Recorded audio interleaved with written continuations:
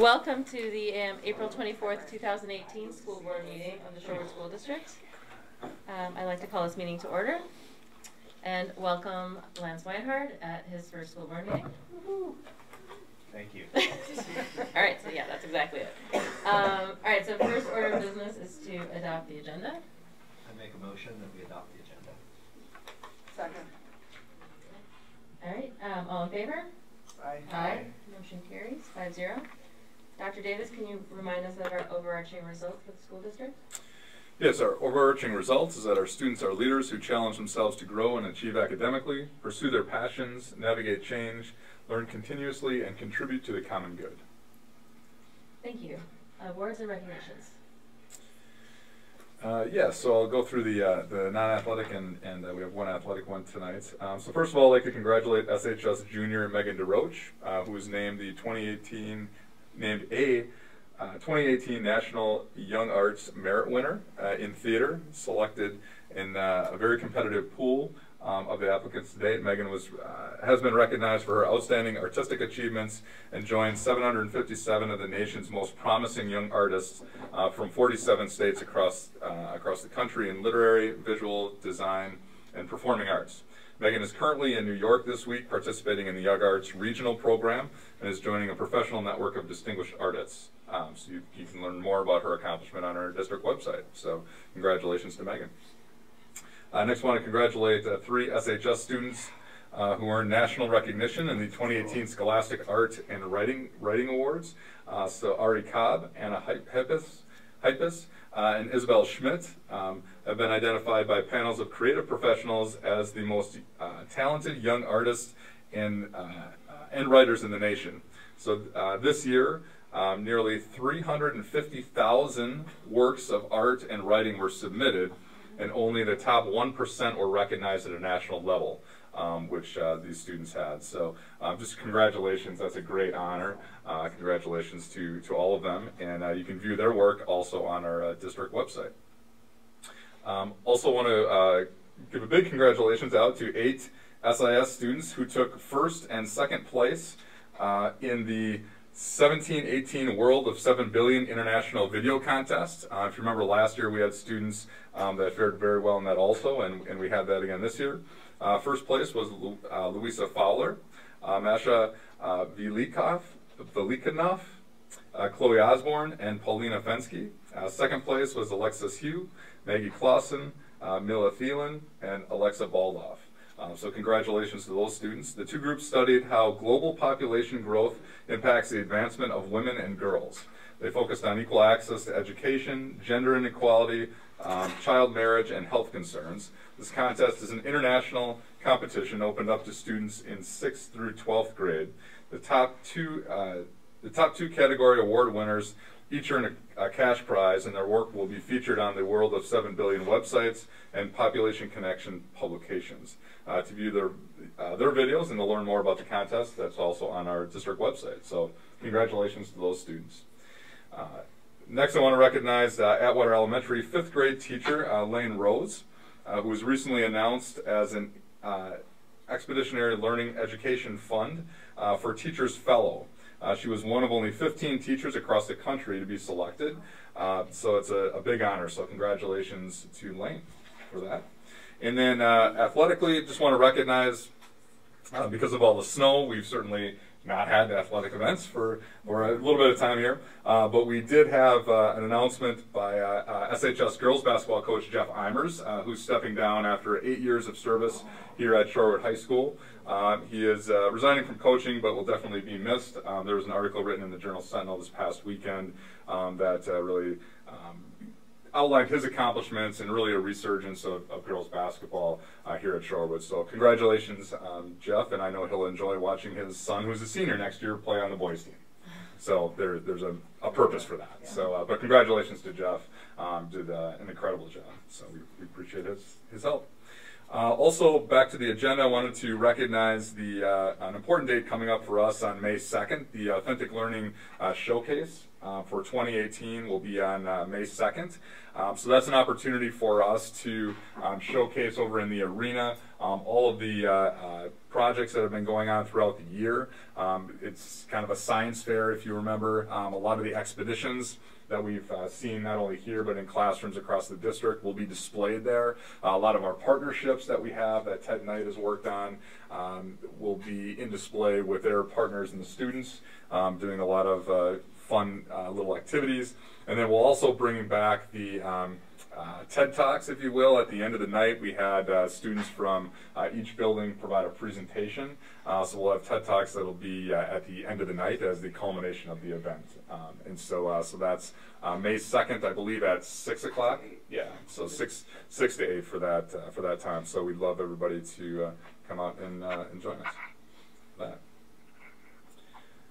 And then Student Nutrition Employee Week? Yes, and that's just a recognition that it exists, and that we appreciate all the hard work that Tahar does for our students and staff throughout the year.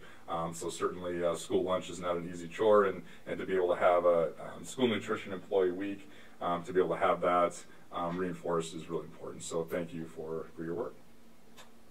Okay, and last, not on here, but I'd like to recognize Deb Stoltz, whose final day will be on Thursday. Thank you to Deb for all the kind of work she's done in the multiple decades here in Sherwood in terms of rec, and she used to, I spend pretty much every other week with her on the policy committee. So, she's been an integral part of Sherwood, and she will be missed. Absolutely. Okay, so next up on the agenda is focus on student achievement and results. And so tonight we're going to hear a discussion and update on expeditionary learning. So I have Tim Joint, Nate Schultz, Angela Patterson, and Kayla Russick with us here tonight. So Tim and Nate will provide a little bit of a district overview, and then specifically for Angela and Kayla to be able to talk about their buildings. So with that. So thanks for having us, and it's always a good time kind of as the year starts to get closer to the end, and we're not there yet. We still have many weeks. But it's always good to kind of take stock of where we're at and kind of our journey with EL so far. So we're going to start the presentation with Kayla and Angela talking a little bit about their sites and kind of where they were this year, some of the modifications as the year went on, and where we hope to go, and then kind of how it's working. Nate and I will kind of cover those. So we're going to start with Kayla at Atwater. Good evening, everybody. Good evening. Yes, it's coming up. Okay, so we have a slide presentation for you. I just want to start by saying at both schools, we always start our year kind of at the end of the year as far as the EL goes with our work plan. So we have a day in May where we start working on the work plan, which is what are our goals for next year as staff. And then we meet in the summer to solidify that and finish that up. By summer, we have our forward results back, so we use those, which we might go into a little bit here in Tim's presentation. So what we want to talk about is where we are and where we're going. So I can say that when you will see our first slide, it's not the whole work plan. Okay, so, hold on a second. Yeah. Just trying to fill in while you... It was when you came in. Can you click on use slideshow? Or if you just go to the top. Yeah, it's a Google slide. Okay. Oh, it's not PowerPoint?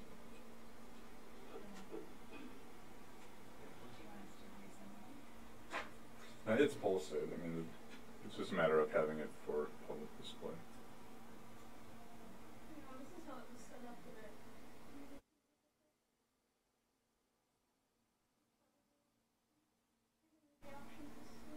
Tim, do you want to go over and look at it and see if you can get it on that? I don't think we got the link.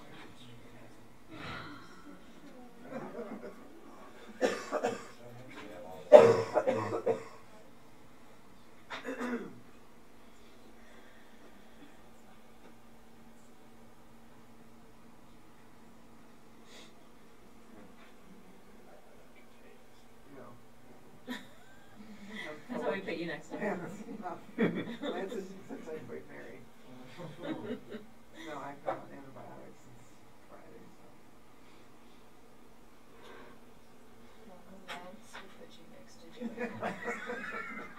Seems hard to survive. The phase and the bronchitis. Public health research going on here.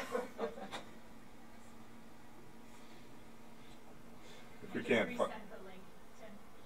we've got it posted as part of our packet, so if we can't find it, Yeah, we can just, and we've all got it in front of us. yeah, that's, we can just, You're mirroring we can just use that. Oh, yeah. They don't take No. Can we just pull it up in the browser instead? Oh, there we go. Thank you. and then. How about that? That's fine. That's better. That works? Yeah. How about that? Right. Alright, so we can go to slide. Tim, why don't you just stay over there and, Tim's gonna be I will our. come at the end. It's gonna be great. I'm gonna have Josh get so impressed. all right, Kayla's up. All right. So, our work plan is in these 4 categories: mastery of knowledge and skill, character, high quality work, and leadership. These are like the 4 tenets of EL. And so we write our work plan in I can statements, so as teachers, what I can do. And so here are just some of them that we set at the beginning of the school year for our students. And they're in the mastery of knowledge and skill. I can help students develop academic goals, short and long-term goals for this school year. And I can help students select high-quality work to include in their student portfolio. Now, we did not have student portfolios at the beginning of the school year. So that would be developing the student portfolios.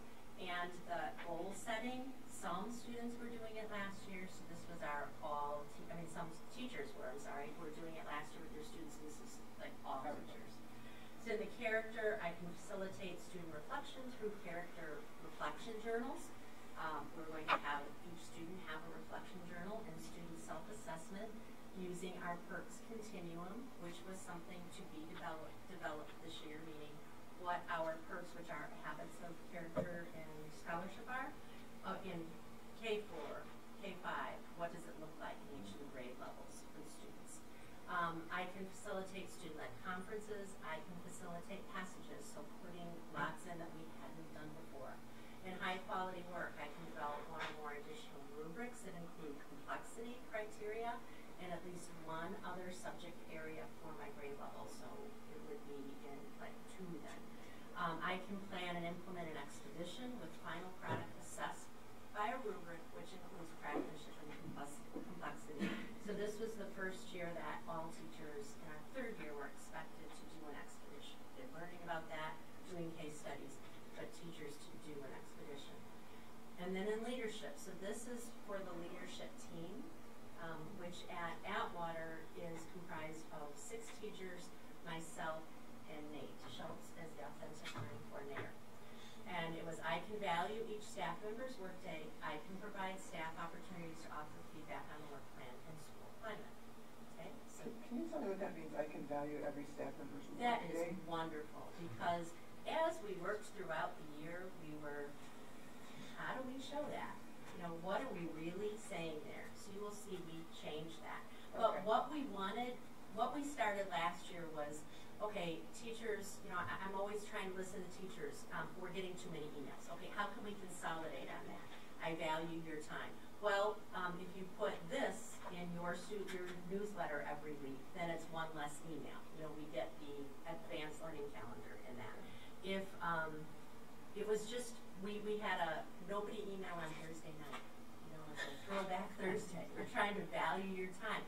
I mean, we're trying to think of ways to give teachers feeling like there were less demands on them and that kind of thing. So that was the intention. That's helpful. So I read earlier and I was like, So mid-year with EL, there's a mid-year review. It's part of being EL. So in January, we stop, we assess where we are.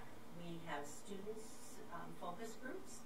So I always ask teachers at every grade level, give me some names of some students, not necessarily students who are, can talk,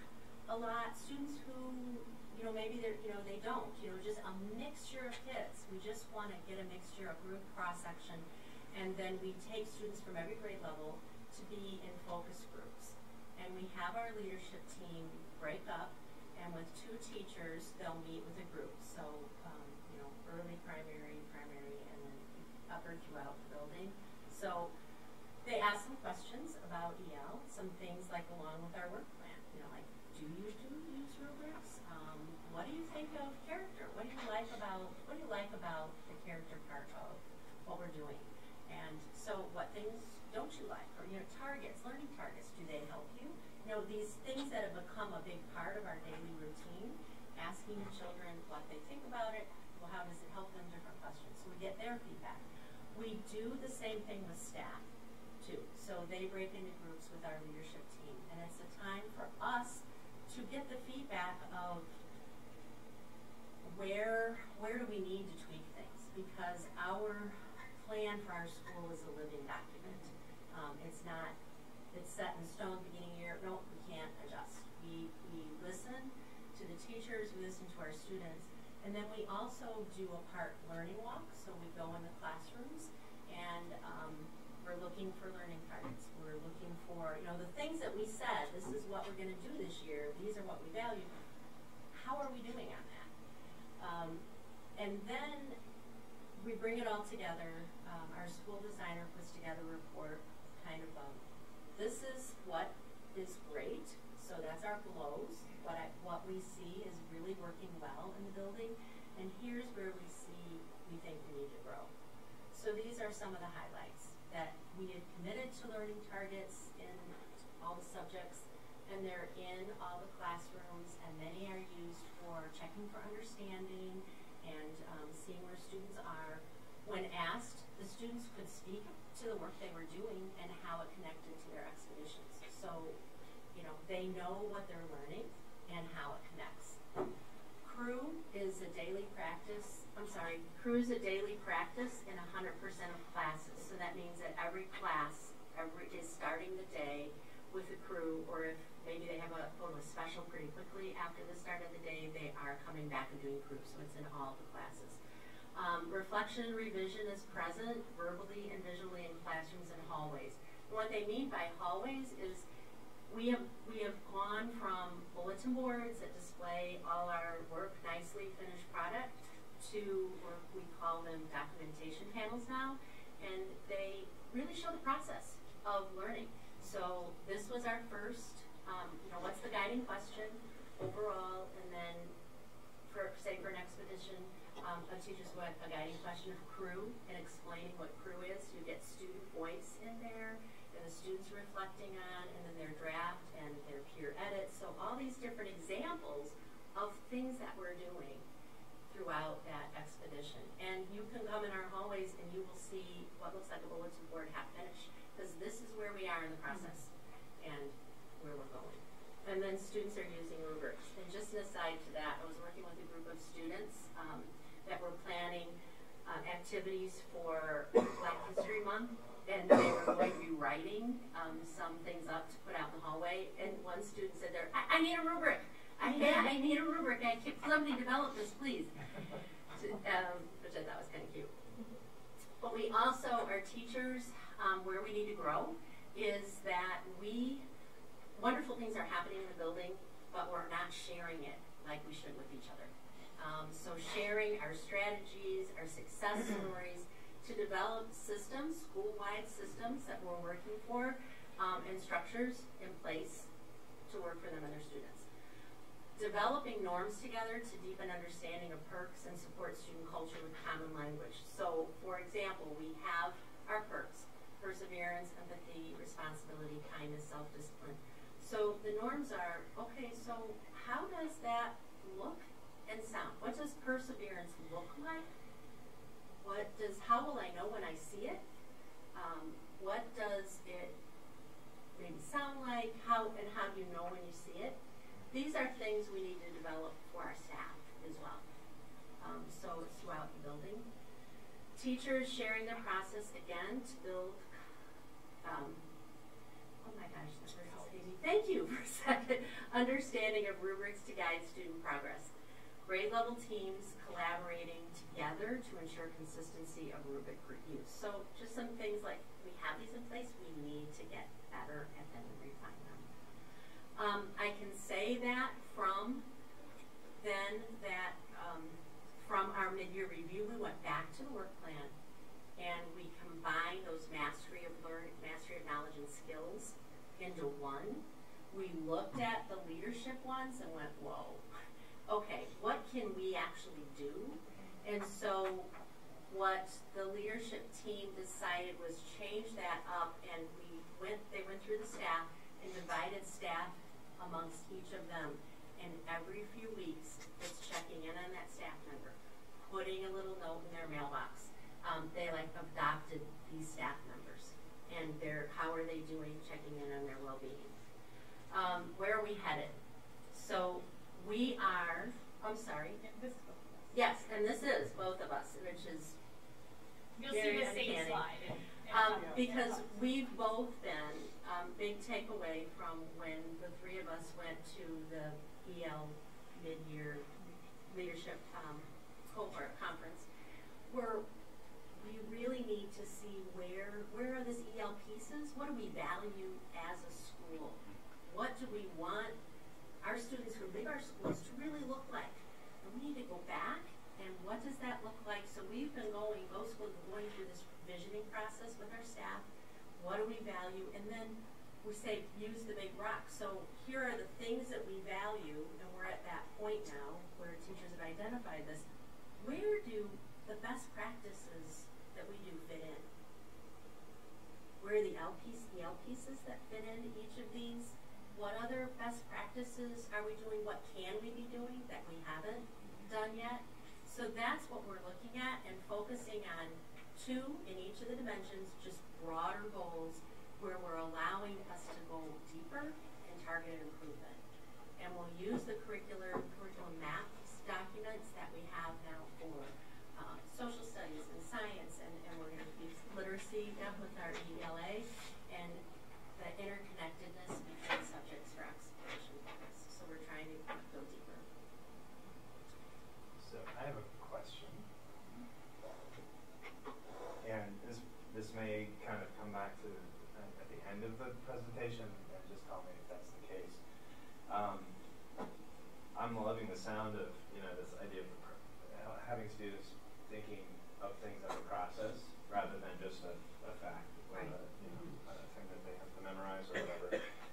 Problem solving, reactive learning, all that is great, and it also seems like that takes a lot more time from the teachers to be able to not only plan for their own classes, but then to share with each other to figure out these best practices. So I guess the question that comes to me is, how do you fit that in? Is there enough time right now to fit that in, and how do we make the time for you guys to do that? Because this seems incredibly valuable. Yeah, and to piggyback on that, because it's the same thing. All the grows seem to have that common thread of needing to share information, right? That's the common theme across all those, is either school to school, Yes. or vertically, or peer to peer. And we have been doing that this year, Yeah. which has been really impactful, which hasn't always been done.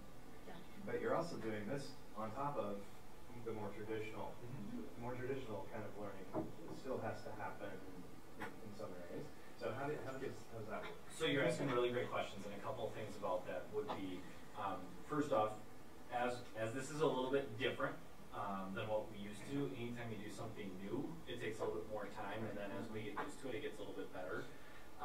So as our teachers are planning expeditions, right, some of them maybe did an expedition that they couldn't then replicate, right? So now they're realizing, oh, if I look across and I start across my curriculum maps of science, social studies, English, and math, I can actually align some of those pieces to create an expedition that I could repeat annually, and then we can actually curriculum map and make sure that we're not repeating expeditions or expedition topics.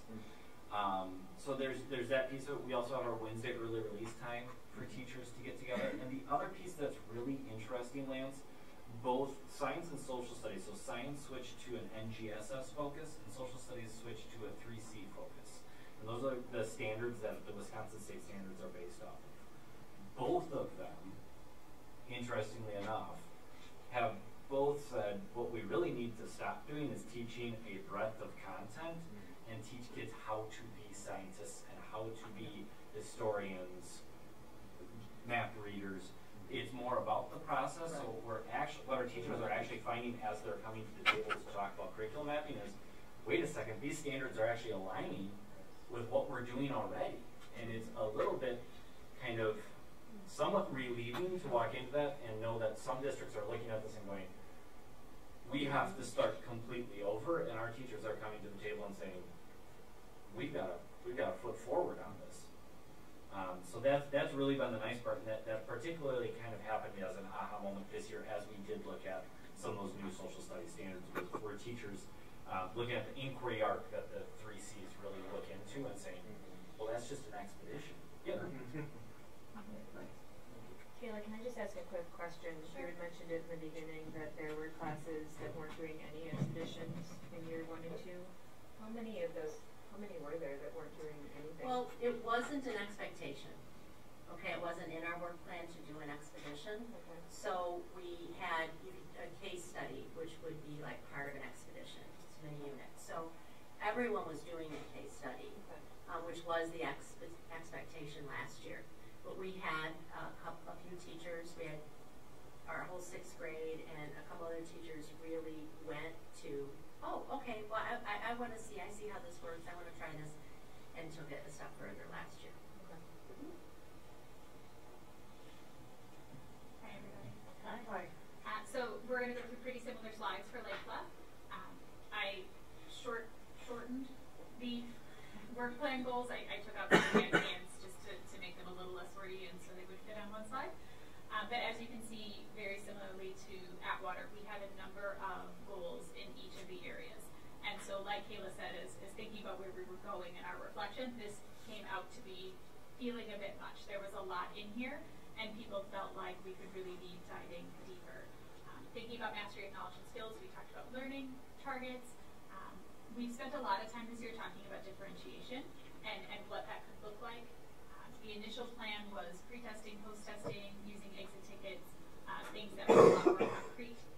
On the next slide, you'll see some of the ways that we have developed that to change to more, we need to understand differentiation a little bit better as a staff. Individual student goal setting was also a focus in our building. We too developed a code of character that we have now finalized that is in teachers' hands to be able to start to use building-wide, that we will continue to work and tweak next year.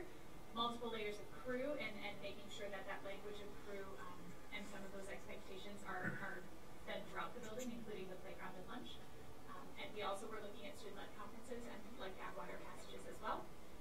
Again, just like Atwater, looking at our high-quality work section, case studies and expeditions at every grade level, which has happened this year. Increase our expert use, so part of the expedition process is also bringing in outside experts on a topic to be able to work with the children in a more authentic way. And that has been really fun to watch the students and teachers interact with so many experts from all over. We have also increased our use of celebrations of learning, of really making those public and sharing, so the students have more of a platform to be able to share what they've learned with others. And looking at the features of high quality work with a more in-depth lens, as well as making our work visible, again, through documentation panels, more about the process than about the shiny object at the end. And for our leadership team, things that we really were focusing on as a crew, as a teacher crew, is being more responsive to the staff needs. With regards to the work plan, strengthening our overall staff crew. There were some tumultuous years the last few years with some of the feelings throughout the building, and really helping to strengthen that between the staff was a focus of our leadership team, as well as being more proactive communicators, which we've also done.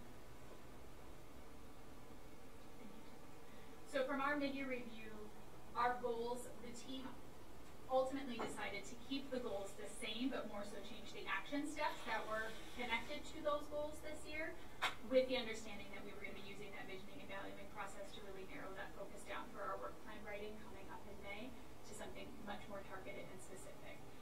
So our goals is very similar to Atwater. We have learning targets in every classroom that students really spoke positively about the different layers of crew that we have in our building. 100% of students reported setting a goal of some kind, whether that be academic or behavioral. high quality work was visible throughout the building in the form of documentation panels, rubrics. There was situations of peer critique that we could visibly see on the wall where kids were giving each other feedback. And we've also had a reduction of behavior referrals from last year to this year. Areas for growth are strengthening our use of data as an overall whole. We had gone into it really feeling optimistic about how can we really fine-tune some of our differentiation strategies, and ultimately we came out believing like we needed to have more discussion of what is our understanding of differentiation and how can we make sure that we're sharing some of the strategies that we have with each other, and what do we need to learn more about to be able to strengthen that. We also need to increase our visibility of the code of character, so now that we have it written, what are we going to do with it? Continuing improvement in our playground and lunchroom behaviors, as well as increased academic goal setting. So while students were all setting goals, not all of them were solely academic, some were behavior, some were both, just to be looking for more consistency in that sense. So when we talk about, I always get the microphone doesn't stay on. We talk about students setting goals. Do we also monitor their progress on goals? Okay, I assume so, but and there's usually a reflection that goes you can along set with them all that. you want if you don't do it. Absolutely. That's called New Year's. Otherwise, it's just That's like, New Year's. absolutely. And then this is the same slide that we had with Atwater. And we've really been finding some valuable conversations in this visioning discourse that we're taking on with staff, and really trying to find that common thread that works between all of the work that we're doing, because oftentimes I feel like EL sometimes feels like it's a thing, and then science is a thing, and reading is a thing. But if we can really be tying some of these things together, that this is all really great work that we're doing, and it is interconnected, by really identifying what it is that we value as a staff, makes that thread that works through everything very visible, all the way down to even their own personal individual teacher goals that they can be able to set for themselves, so it doesn't feel like silos, but more just the good work that we're already doing. So like Atwater, again, we are going to be focusing on 2 max deeper goals to be able to take the great work that we've already done. We're in year 3 of the EL process. We have learned, I think, almost all of the major components of EL, and so now this is a really great time to be able to take that learning and connect it to what we value and decide where we're going to go deeper. If I could just jump in real quick, Please. thank you, and just ask a couple of questions. First of all, it's great to hear, Tim, about the standards, the OGSS and the 3Cs kind of linking together so naturally with the goals of EL, and the focus being on thinking and critical thinking skills, on higher level thinking from Bloom's taxonomy versus just the regurgitation of facts, which to some degree, I know that focus is still there with math facts, and that needs to be there, and that's okay, and that's fine. My first question is about differentiation, which I'm sure that you've been working on pre-EL, or the teachers that were here before all of us were here been working on. Have you seen, or is your sense that there is, because these strategies tend to hit, I would argue, more on the multiple intelligences and different learning styles, and allow for a lot more creativity, that there is less differentiation needed? And then along that line, what kind of differentiation have situations or golden nuggets have you kind of culled from your experiences?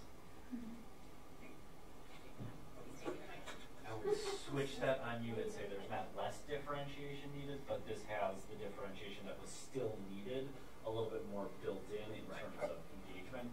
So I guess I wouldn't say there's less differentiation, but the process does allow for more differentiation that was in it.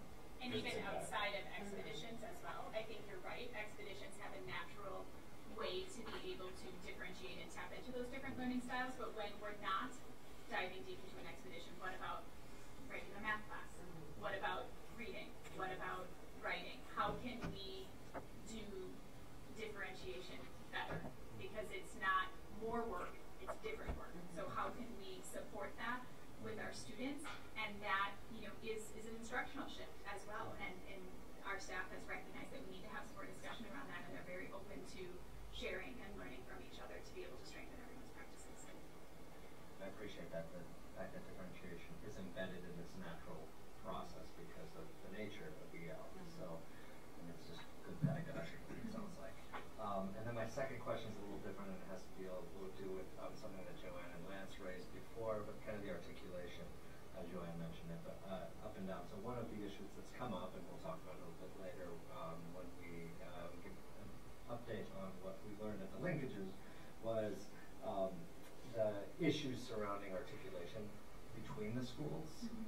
sideways at Water Lake Bluff, but also at Water Lake Bluff to SIS, to the high school, and that's been something that's plagued this district for as long as I can remember, even during my years here. And EL presents kind of a different type of learning environment, which is trickling up to the intermediate school because they're starting to use EL as well. But in terms of content and all that, and still the need for articulation, what types of things can you share or what other support do you need to further strengthen the articulation, specifically between the elementaries to the middle and then to the high, so it's smoother? Because right now the sense for many is that there's a blip in the middle there. Okay. So I think one of the strongest benefits of my position is being able to be in all of those buildings, right? And to be there and talking to teachers and meeting with students and working with the principals. And so just having a person has done wonders and able just to connect and to make those connections for the staff that don't know, right? I mean, they don't know what they don't know. And so by being able to explain, well, here's what, the elementary schools mean when they say their character traits. I mean, when I was at the last SIS staff meeting, I was able to explain, this is what they mean. This is how it connects to your habits of work and learning. So being able to kind of make those connections, they're like, thank you so much. Like, we finally have, we're able to know, like, what's going on. And so that has been really beneficial to kind of start those, I guess, build on those conversations from that elementary to SIS. And then also working from SIS to SHS, right? I mean, there's another connection there that we need to strengthen, I guess. Something else that I've been working on too I've been working with Tim in terms of that curriculum mapping and really helping teachers. Right now the focus has been primarily on K-8, but helping teachers to see what is being taught at different grade levels when, and what are those standards, and creating documents that are easy to go to so teachers don't have to dig around and try to find this link, that it's in one spot where they can say, okay, here are the things covered in 6th grade. So now that we have that, our middle school 7th and 8th grade teachers can say, these are the topics that they're guaranteeing to cover. I know what I can now build on in my classroom, and I know the experiences and things that they're coming with, so that I can enhance those and create different opportunities for them. What he said. That's a good answer. Okay, it's great to hear, and as boring as it may sound to think of these documents, they are golden. They're in an easy access place, so that there's continuity and progression throughout. So thanks for sharing what you're doing. Pablo, I think what has helped as we work through some of those documents is for teachers to imagine, all right, what happens if we have a brand new teacher walk into our building, right? What do we give that teacher in order for them to know what the expectations are for those kids, so we can ensure that every kid gets a great experience, no matter what, and it's not just like, hey, thanks for coming, figure it out. So that's really kind of some of the questions that our teachers have been really good about bringing up and saying, let's just think about if there was a new teacher here, what would we be able to give them and expect of them by the end of this unit. Okay. And our new teachers have been wonderful too. I meet with them once a month for noodling with Nate time. So it's just time for the new teachers to be with me,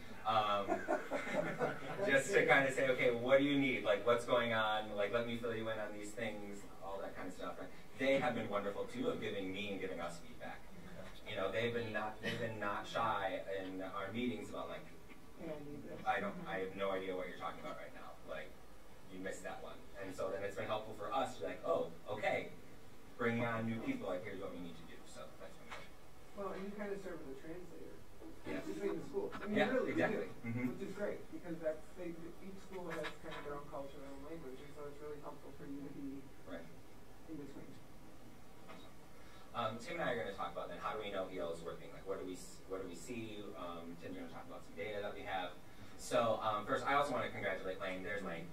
So Lane is a 5th grade teacher at Atwater, and she is the 2018, one of the 2018 Fund for Teachers Fellow. So she teaches a unit about space, and so she is going to enhance the expedition that she has been working on this year by attending the Spaceport Conference for Educators at the Kennedy Space Center. So she's going to go, I think it's a week, where she's going to meet and network with experts and get all these resources and tools and be able then to build that back into the expedition. So we're really excited to see how Lane kind of enhances what she's already doing. You'll be able to see what she did with her class this year at the Authentic Learning Showcase. So if you want to check that out. She is new to us this year. First time she's ever applied for this as well. So she taught 4 years before coming here. And then I also want to point out, Ryan Maxwell, who's the Senior Director of Schools for the Great Lakes regions of EL, has been visiting the buildings recently and has just been giving us really high, wonderful praise. So he is extremely impressed with the growth that we've been doing, the way that we have taken our strengths at Atwater and Lake Bluff and enhanced them and grown upon them, and just to be able to see the work that our teachers have been doing. So he sent a great message to our teachers, and I just wanted to pass that along to you here so you can see that. I won't read through it. And he's somebody that's very respected in the organization and has been with the staff as a person of familiarity to them from the get-go. And so he's taken on more and more leadership roles within the EL organization, but has also, maintained his connectedness to Shorewood. He lives locally in Point Fish Bay, which is nice, but it really meant a lot to the staff to hear that praise from him, knowing him from the beginning to now. They really took that to heart. That's great. One of the ways that, we see how it's going is like we said, where grade levels are doing expeditions, right? We're seeing the work and we're seeing the students become engaged and get excited about the work that they're doing. So you've seen expeditions here, right? You see them. One more awesome one that you're going to see more work to is the Atwater first grade and 1-2 multi-age. They're learning about rocks and soil, worms and plants. Their earthworm case study, they went and learned all about earthworms. They were so excited. There's earthworm art in here, which is when they took a fake earthworm and covered it in paint, I believe, and put it in this, rolled it up and put it in a tube and shook it around, and now they have earthworm art. So it's like these little things that you're like, okay, great. They could not stop talking about this, right? It was the coolest thing ever. And so just that engagement and being able to see them and, worms are cool now, right? It's, if they weren't before, now they are. You take care of them, right? So it's great to, you'll see more expeditions at the showcase and things, but there are really awesome things happening everywhere. I did want to highlight, there's a couple pictures in here of that idea of high quality work, that process work, that aren't necessarily related to expeditions, because I do want to honor that there's work that our teachers do and our students do that create some wonderful, meaningful, engaging things that aren't necessarily part of the expedition. And our teachers are great at doing this, and I think EF has just enhanced the work that they have done for years, right? And so looking at some pictures of, you can see ELL students, sorry, it's okay, Sarah, I don't care which one, just which one. All right, so ELL students there on the left, writing stories. On the right, I think that was kindergarten, or that was the first and second grade one, where they were talking about criteria for a high quality drawing, right? What does it make to do a good drawing? And they went through kind of a process to learn, to revise and do better and kind of grow from there.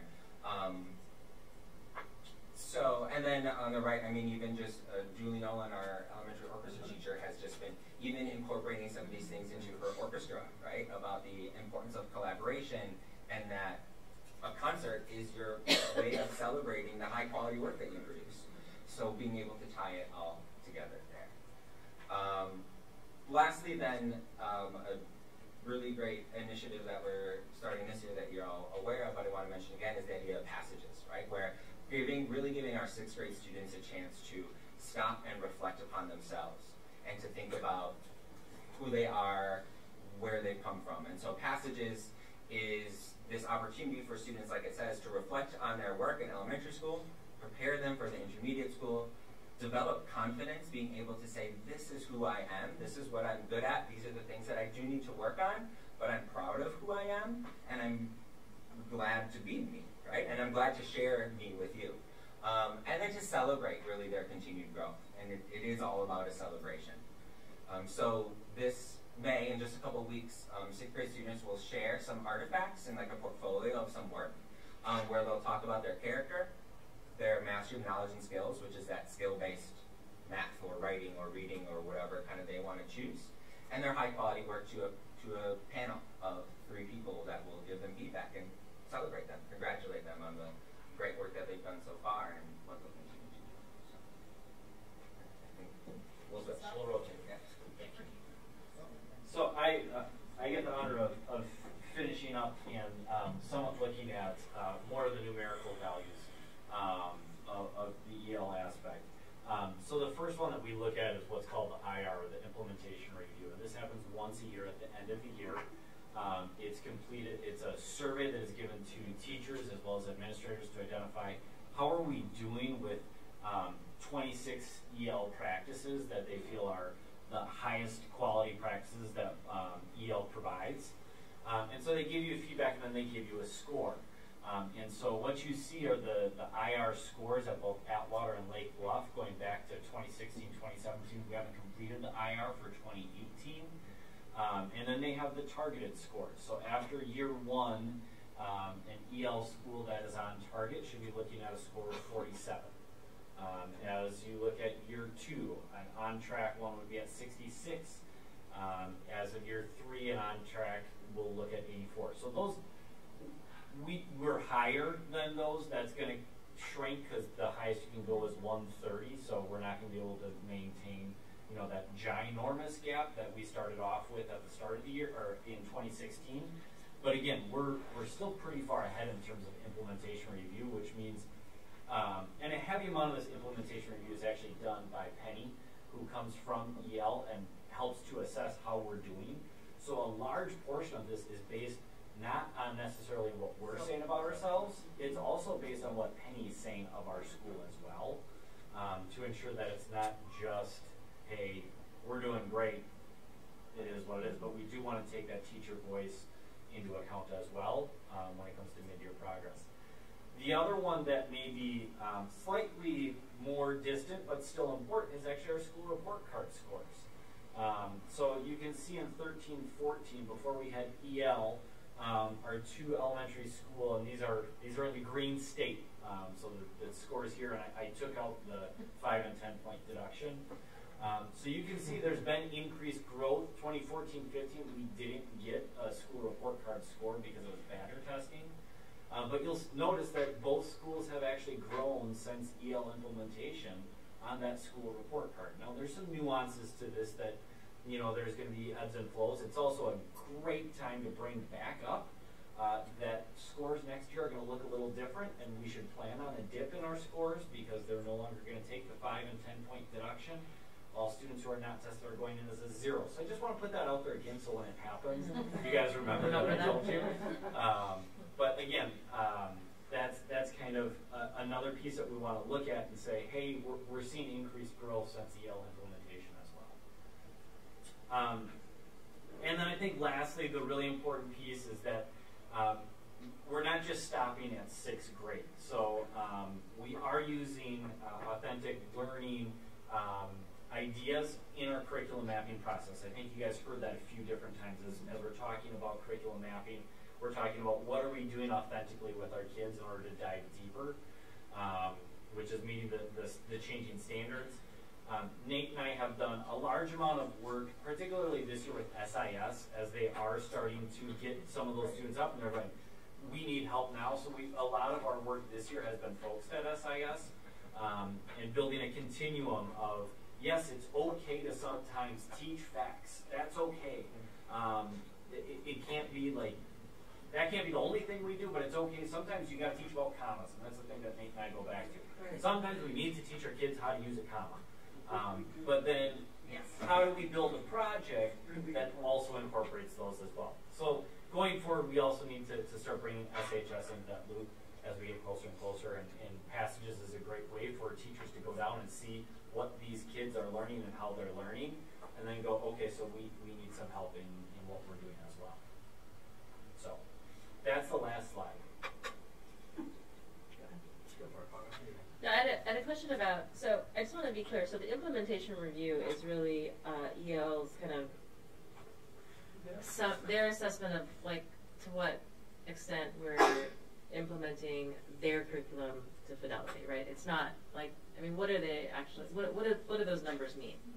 What are they evaluating? Yeah, so if you take like, and I believe it's 26, and they basically rate 26 areas, like learning targets, use of learning targets, and you rate them on a scale of 0, 1, 2, 3, right? And so you take those 26 that you rate on 0, 1, 2, 3, and you total it up, and it comes up to 130. And so what it really is looking at what are some of the pieces that EL feels what are the 26 pieces, not necessarily curriculum, more instructional side. Right. So it's not so much practices. You got to make sure that you teach social studies. It's more make sure you put a learning target up, and how are we doing that with fidelity? Make sure you teach about character. Are we doing that with fidelity? Are you using data to drive your instruction? Are you okay. How are you differentiating? How are you? So it's those pieces that they're looking at, and less at the curriculum side, but the instructional practices. So it's methodological as opposed to Absolutely. Right. And I assume this is part of the accreditation process, and so you mentioned we were, finishing up your 3. So what does that process look like from here? The becoming a EL accredited. Yeah. So typically, what you're looking at, typically what EL has told us is it takes around 5 years for schools to start looking at credentialing. A big piece of this, quite honestly, is starting with the visioning process that our schools are going through right now, because they've learned a lot about EL, and now they really need to say, so of all this that we know, what's really defining Lake Bluff and Atwater that we want to glom onto and make us kind of, that's who we are, and use those EL practices.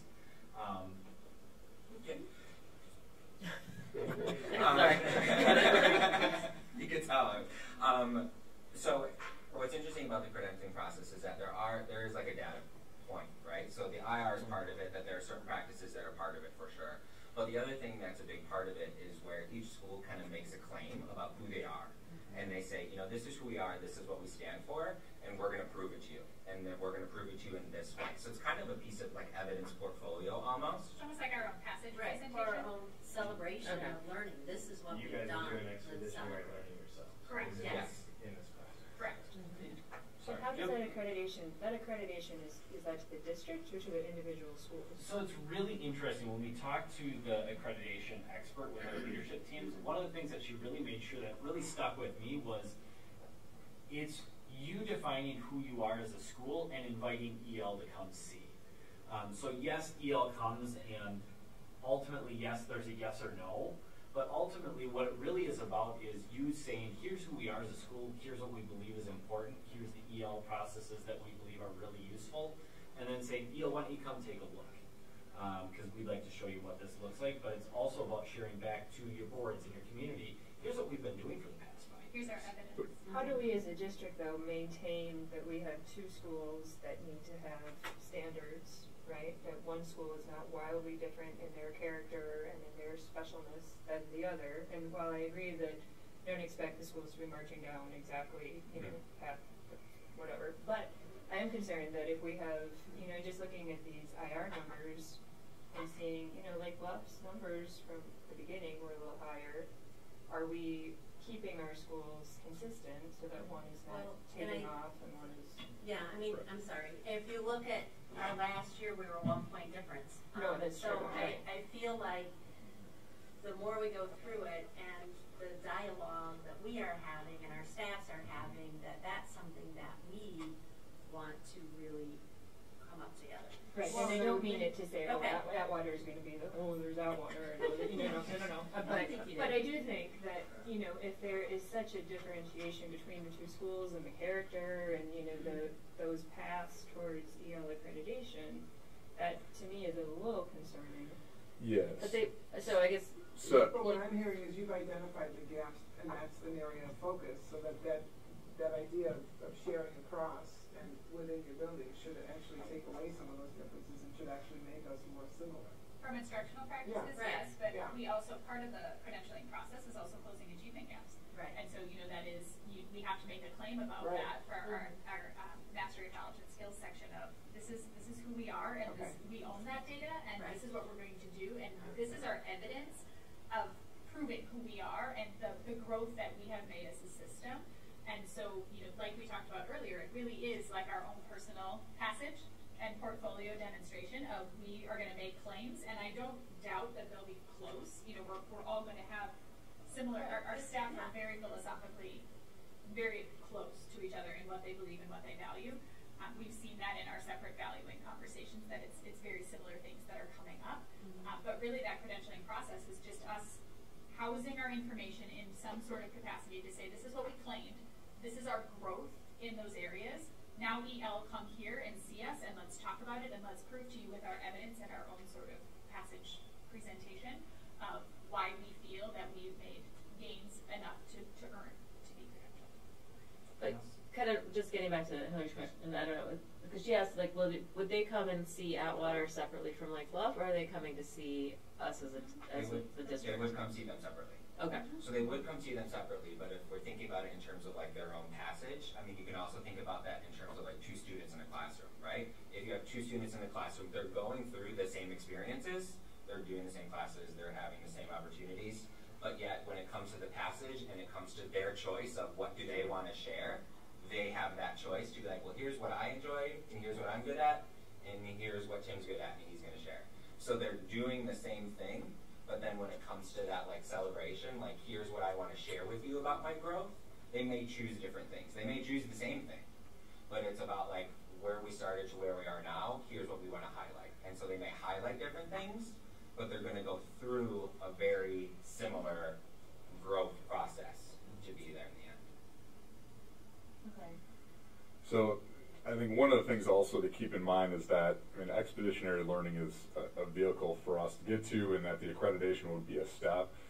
That's not our bottom line, though. Like, our bottom line is on the wall behind this: academic mastery, character and citizenship, and wellness. So the only reason why we're even continuing to pursue EL is because it grows into, gets us closer to those goals that you've set as a board. And so that alignment is really important. So when we're talking about a visioning process and values and those types of things, those are all done under the umbrella of what you've set up as a board, from academic mastery, character and citizenship, and wellness, and then just done out of the Lake Bluff lens of those 3 policies. And then how does EL then provide some of the practices, which are best practices from an instructional standpoint, then be able to provide us with some support and practices and professional development to achieve that. So the implementation reviews are kind of a running report card, but that it still always comes back to these policies, and which you would see as part of your results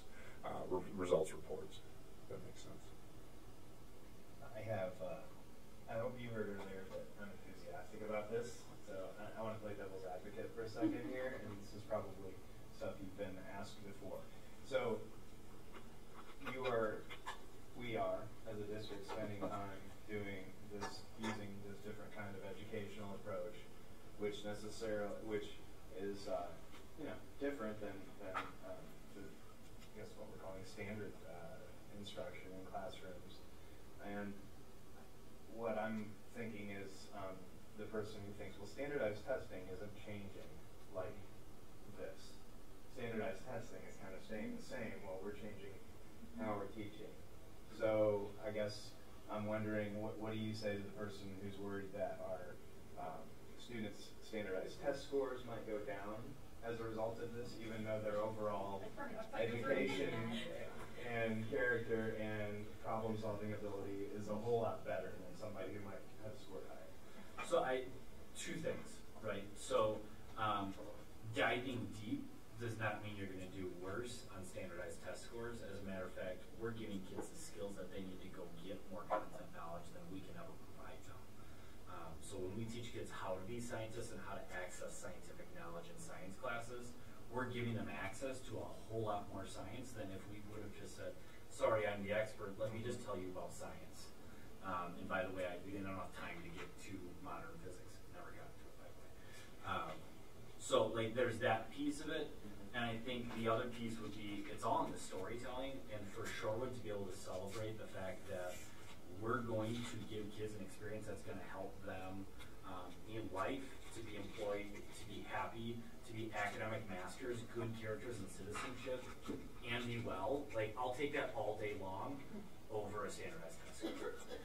And that's just what I'm passionate about. So the other thing also, Lance, is like what the board has built in are indicators on some standardized tests like benchmarks, right, and have expectations around that. So you'll be able to see on an annual basis how we're doing in that process, because at the end of the day, the ACT does matter.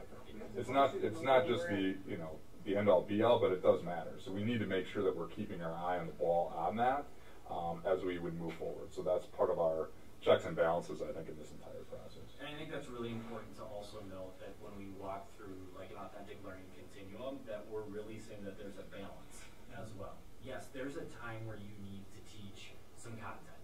Sometimes that content hooks into a project, sometimes the project hooks the content. So those go back and forth. But yeah, sometimes we need to get some content out, and that's okay. There's nothing wrong with that. Sometimes we just have to do that. Okay, thanks. So I've really appreciated the projects I've been able to see in my own children's classrooms and through the showcase last year, and just some of the work that my dad's done. He's been brought in as an expert, I think, to both schools. And you're looking at each other like, oh, you came that too? Going right to my question, which is creating and developing these projects is no small task. And I can imagine, our award-winning teacher, the 5th grade teacher, Ms. Rose at Atwater, probably hasn't had time to share what she's doing in 5th grade along astronomy with her 5th grade counterparts at Lake Bluff, because it's kind of in development, and she's probably at home right now working on things that will, that her students will see tomorrow. So my question gets at, in the summer, is there time built in to kind of take a step back, catch our breath, and say, all right, there's this amazing unit that the 6th grade teachers did on water at Atwater. Can we give some time for them to work with their 6th grade counterparts, and same with the 5th grade teacher, and some sharing and some preserving these units because they are monumental. They are. And it would be good to instead of reinventing projects and doing radically different things. So I guess there will be time this summer, but I want to take a step back to also the work that we did this year, and specifically with social studies, and that we did last year with science, where there are these common curriculum maps too. So the grade levels are starting at the same place. So it's like, these are your science standards, these are your social studies standards. So that is great to have now, right? I mean, the last 2 years of work, like, we're starting in that same spot. This summer, there will be days for teachers to work on expedition planning. So they will have cross-building. So there's 2 days in June, there's 2 days in August. They're able to come in for 2 days of their choice to say, okay, this is what I want to work on, and it is cross-building. So we'll bring everybody together that wants to work on those days. We're there, Nate's there, Penny's there. So they have the support, but they also have that collaboration and colleague time. And then it's also a goal of ours, and working with our leadership teams, to build in more just sharing time next year. Instead of like PD time, here's a new thing, go and try it. It's let's get together and let's talk about what things are going well and what things aren't going well. And really just to stop and pause and do what our students do and reflect and to share with one another. And so that is also kind of a goal now that we've worked so hard this year. It's like, oh, we need this. We missed it. We didn't do enough of it. We're going to do more. It's going to be intentional. This is actually, I think, a question for Angela and Kayla. So you mentioned, I think you guys have done an impressive amount of work. I'm wondering how you have included parents, especially new parents, K-5 parents coming in to this conversation. I was actually just checking the website. The one at Lake Bluff is about our 2012 School of Character Award. So I assume like some of these problems will be solved once we have a new website. But I do think it's a question. I think new parents are going to be like, what's going on, right? And so can you speak a little bit to how you give parents information about this? I know at Lake Bluff we have our parent orientation night fall, where classroom teachers go over in depth, you know, the things that will be covered that year, and they're involved heavily through the expedition process too of the information, coming to the celebration of learning, this is what your child is working on. From a building lens, I know Nate came to our PTO meeting and had parents that were there walk through, like, let's go through this document together, let's do this reading together, let's go through some of the protocols and practices that some of your students go through, so that they could experience something similar to that as well. Right. Last year I held monthly meetings with parents to come, and I would do a different aspect of EL each time. It was in small groups, so it's something, you know, that I want to build on and try again. But we also, I think both of us, right, it is an area for growth for us, the parent outreach. Whenever we take parents on tours, I tell them about EL and that this is an integral part of our building and how it works in some of the major tenants. We also, I believe both of us include a portion in our parent newsletter all the time of what's happening in the building with EL. This is a bee in my bonnet, and I'll bring it up anyway, but I think it's a missed opportunity when we are asking parents to choose between MAC and single age at Lake Bluff to not talk about the curriculum, because the curriculum's the same. And there is, I think, a glorification, particularly at Lake Bluff, of MAC, and that, oh, you're only going to get to do expeditions in MAC, and, you know, that's clearly not the case. But I think particularly for those young parents and those parents that don't know, there's an opportunity in those sort of discussions when parents are asked to choose a different path for their kid, to talk about what our curriculum is and how it is consistent and how it is the same. Yeah, and everybody gets to do those things. Right. And I think especially for those K-5 parents who, when you're looking not just at first grade, but you know, the entire elementary sort of lens, to think about how that changes as your child gets older too, and to talk about the different curriculum opportunities that are everywhere in our district. Right. So I think that we as a district can do better about educating parents about that kind of stuff. And I think that's one of the easiest opportunities to do it. Great, thanks. He's gone. I had a question that was kind of tangential to EL. You shared the school report cards, and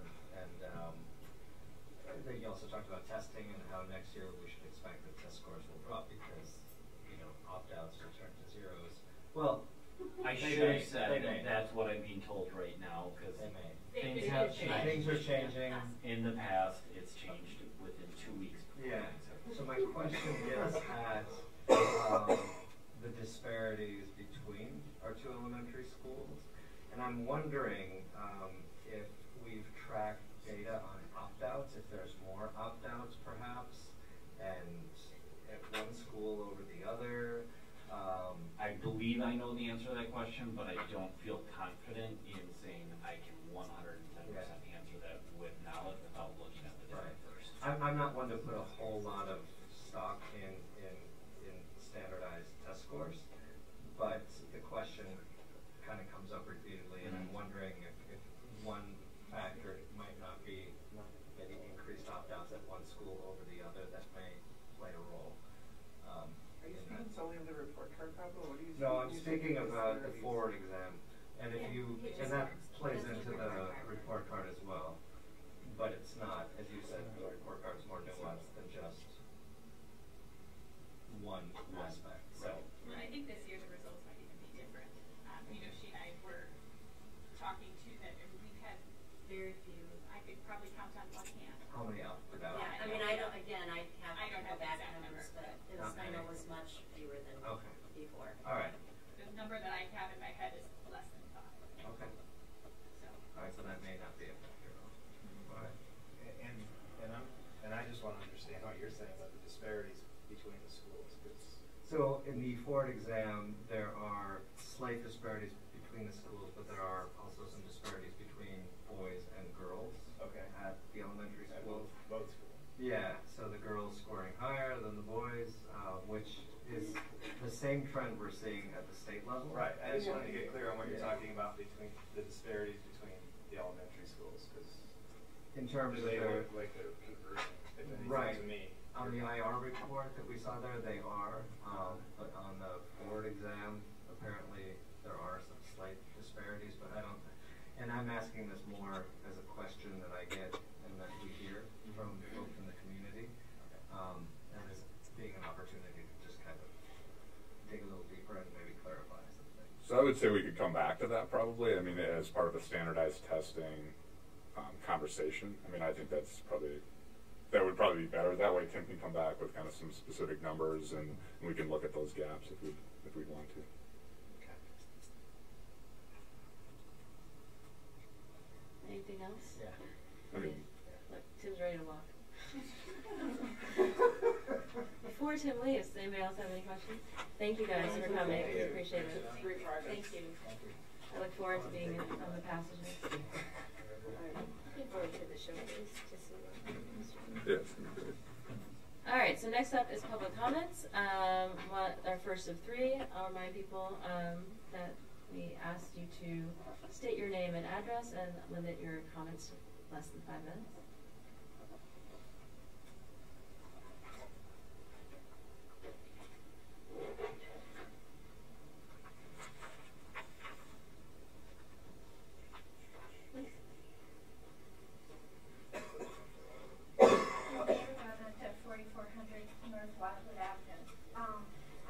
Short question, what are big rocks?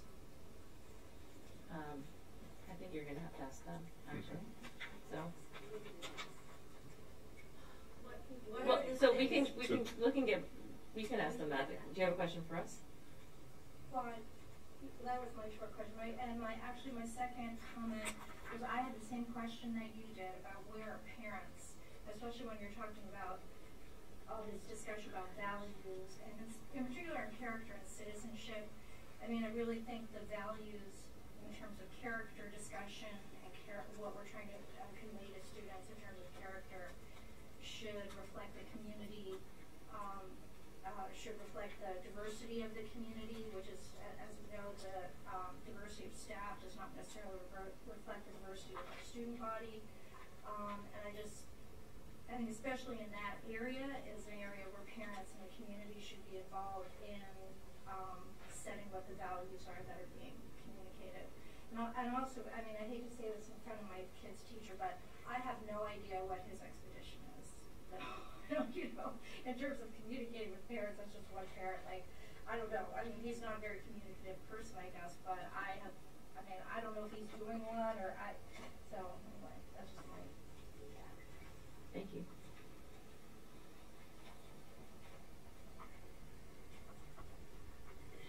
Hi, Emily Berry, 1304 East Lake Bluff Boulevard. In listening to the EL presentation, it actually reminded me of some of the healthcare quality improvement work that I'm familiar with in my division. And we talk a lot about process measures versus outcome measures, maybe education too. I guess what I saw and heard had a lot more to do with process measures, which aren't without value. Like, for instance, in healthcare, we would measure, did the doctor give every female patient above 60 a mammogram this year? Those are valuable, but what you're really interested in ultimately is how many women were accurately diagnosed and then successfully treated and had a 5-year success survival rate. So what I wanted to just bring up is whether we have a solid outcome measure related to EL. And I get that that's probably difficult to really pinpoint it, but it seems like that would be the board's role in a sense. Like the process measures, it makes a lot of sense for the administration to monitor those, report them out. If we think about it against our framework on the wall, I feel like those are where the outcome measures live. And I guess even after listening to the presentation, I still feel like there's maybe a gap in terms of like something measurable, how we know that EL is working. And I was, just sitting going through mentally, like, test scores are going to be the first way, our reports school report card.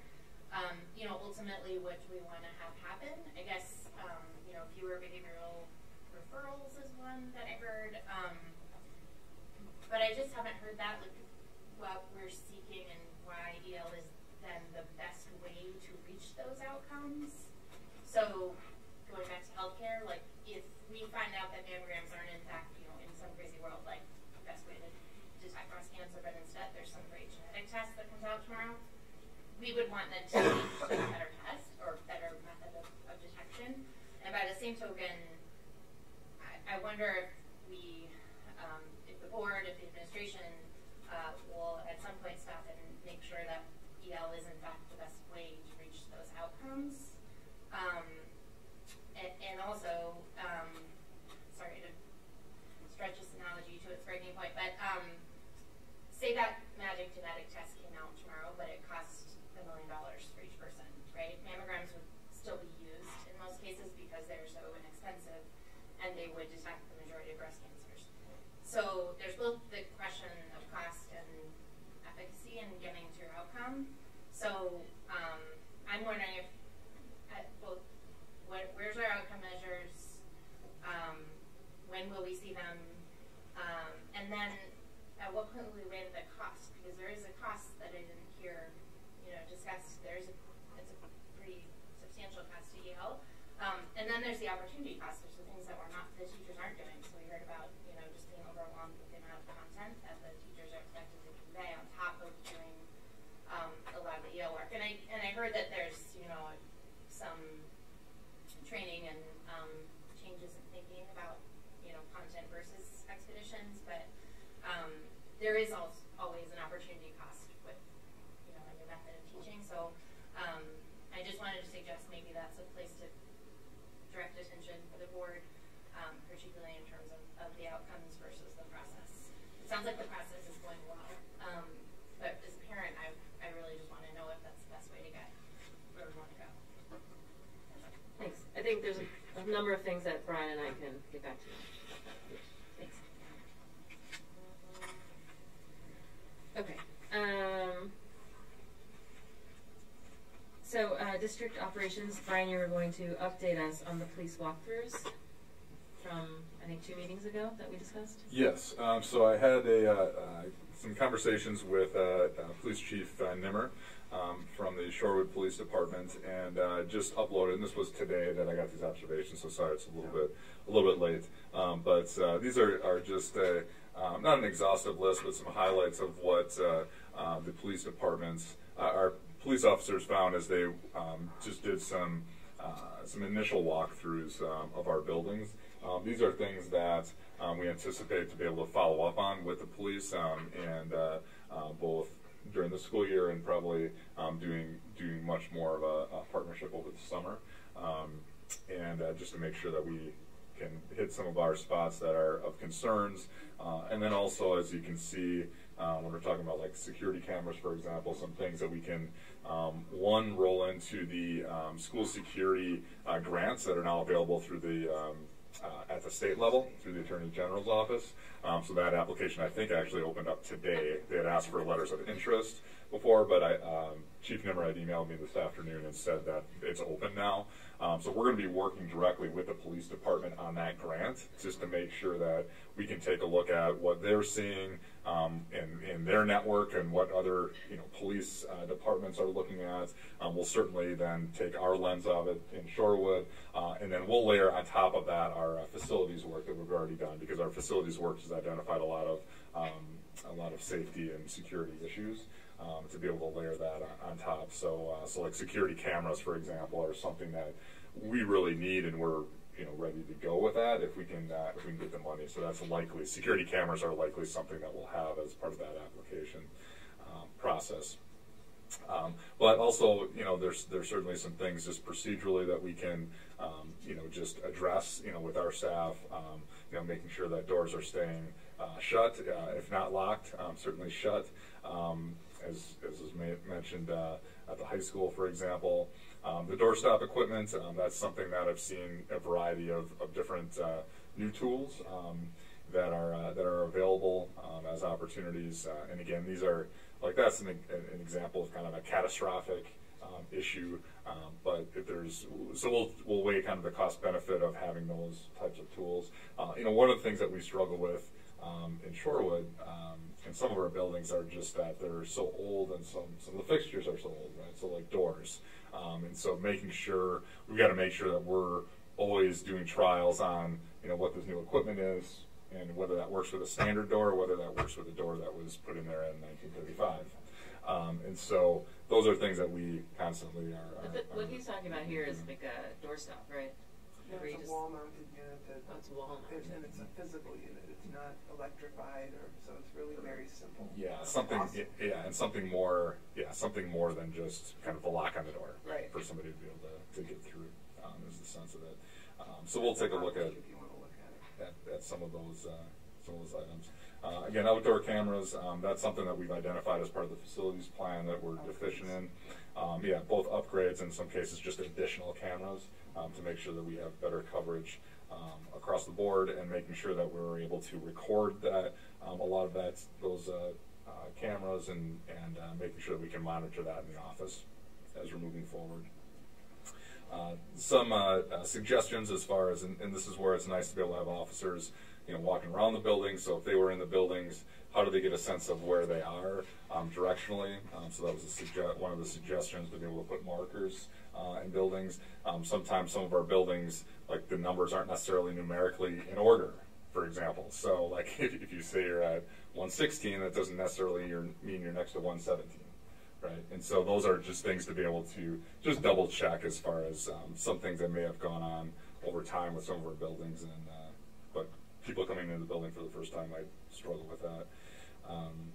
Yeah, some of the space is very confusing, like where we were this morning. We were at a meeting this morning, and I got all turned around, and I think if you're not familiar with the buildings, some of the buildings are very difficult. Yeah, so that goes into some of the training, and making sure that the police department to have some resources, maps of all of our buildings that they would have electronically, because as they're responding with iPads and computers, so they should just be able to pull those up if need be, and so nobody's shuffling around for a binder or anything like that.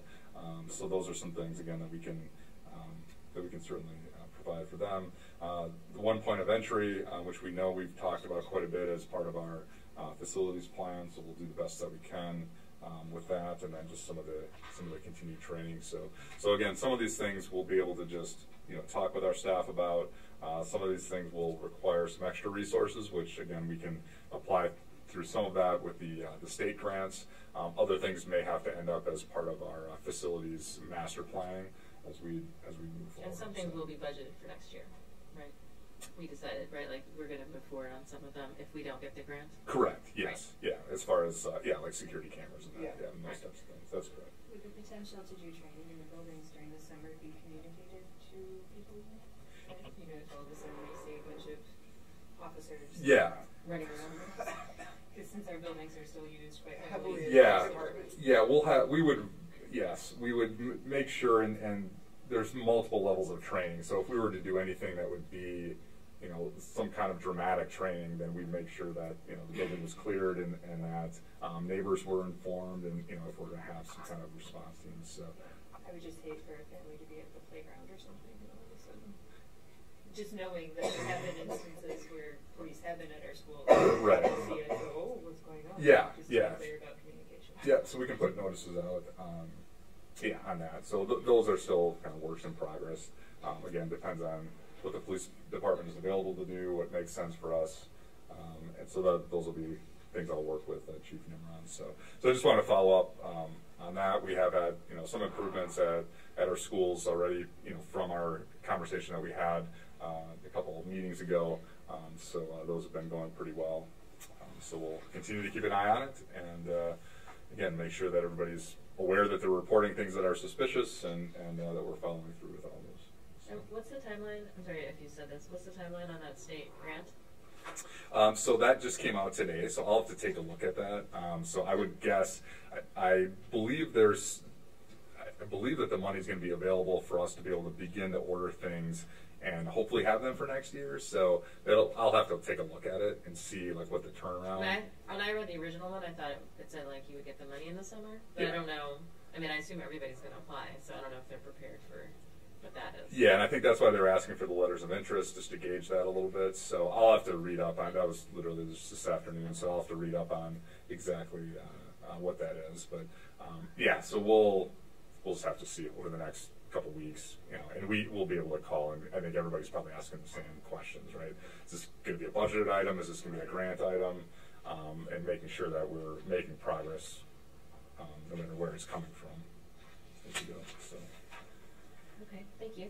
And then kind of give us the update on the elementary school dean of students position. Yeah, so so we're proposing 2 positions as part of the our elementary schools next year. The dean of students position, and so that is the purpose of that position was created out of a need in talking with staff regarding some our development as far as supporting students' wellness as we're moving forward, looking at different levels of interventions for students to do more small group and individual attention on campus, and we have very qualified counselors to be able to do some of that work, but some of the issue that we're having now is that they're pulled into, I would say, kind of smaller situations, so playground situations. Johnny pushes Susie, it needs to be addressed, they need to do you know, some restorative circles, but that takes time. Our counselors are also teaching all of these social emotional learning classes, like in classrooms all the time, and so what we are looking at for this position is to be able to take some of that, distribute some of that workload on the kind of day-to-day restorative work on character and citizenship, matched up to our policies, and then also to do a little bit of the social emotional learning instruction in the classroom on topics that are appropriate, so then we can get our counselor, who we have now, to be able to shift some of her time, their time over to some of the more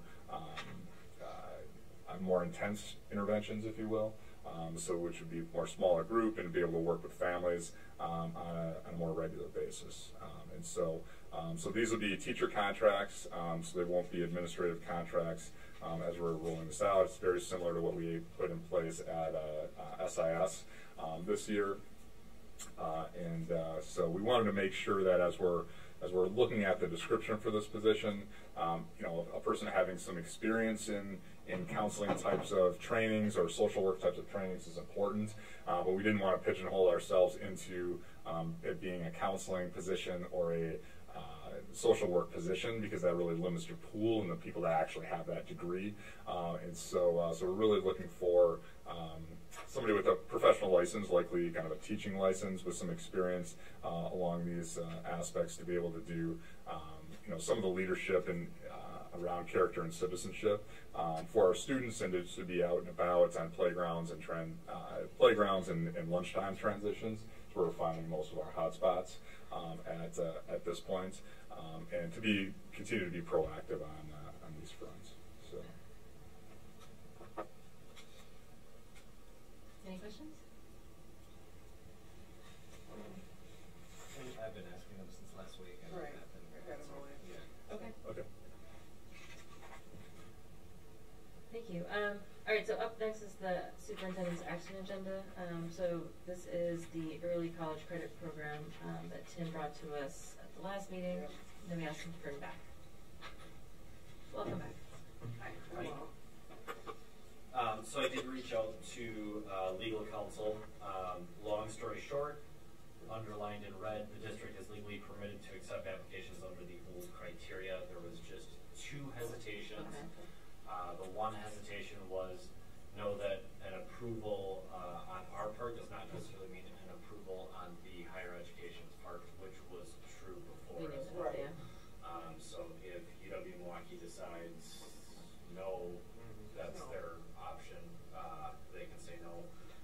And then we realized that because we are allowing under the old model, there's we will take on a slightly larger financial burden because of it, which we had talked about before. We were willing to do because everything came up very last minute.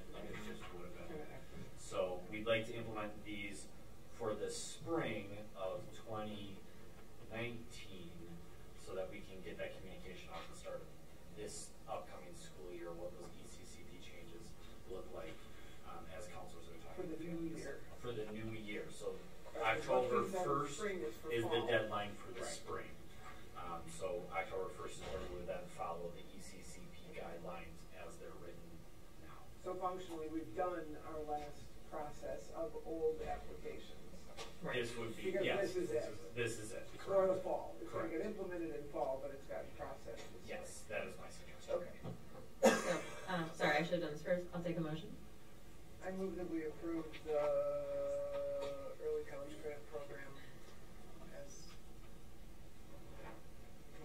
Okay. Second. Any further discussion? I have when I read this, and I don't think I was here for the discussion last time. That's okay. Because I wasn't on the board. Mhm. Right. That's my excuse. My reading of the slides though is that the district would be on the hook for less money under this new system. So when it comes, so youth options was actually taking on more. Excuse me, was 100% Right. total cost. Right. And this one, if we deny, the state will actually come in and cover more. And we're accepting, so we're accepting more than we would have denied in the old model. And even when it's accepted, if it's approved under the ECCP, the state's paying 25%, whereas they would have not paid anything. Correct. Before. Correct. So there's still, so they may still say we're not going to cover that 25%, and then we would have to be prepared to cover the 25%, which we would have done.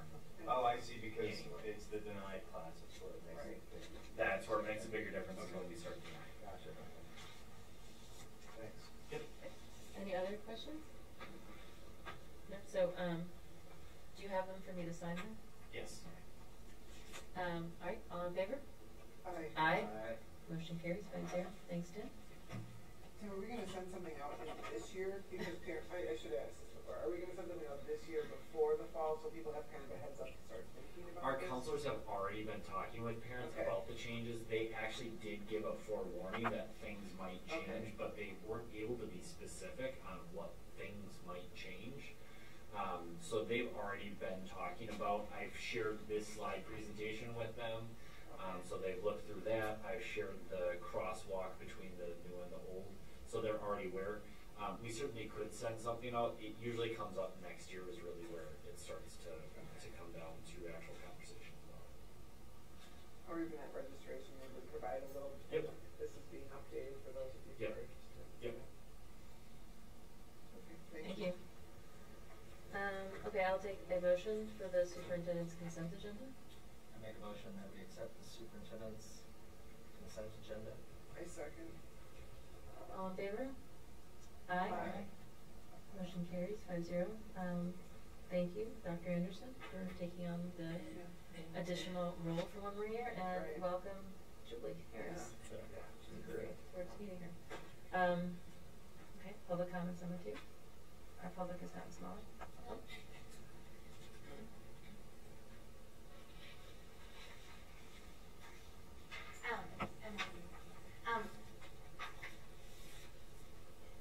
Sorry, I'm thinking about the new dean of students position. As a parent, I just feel I would really like that person to have a background in counseling or social work if we get that in the applicant pool. I'm thinking about the mental health and wellness work group, and thinking that it could be helpful, particularly since we've lost some experienced counselors and we're going to lose Mr. Anderson next year, that it would be helpful, especially if we're going to start, for instance, doing screenings at the elementary level, for that person to have some expertise and background in that area.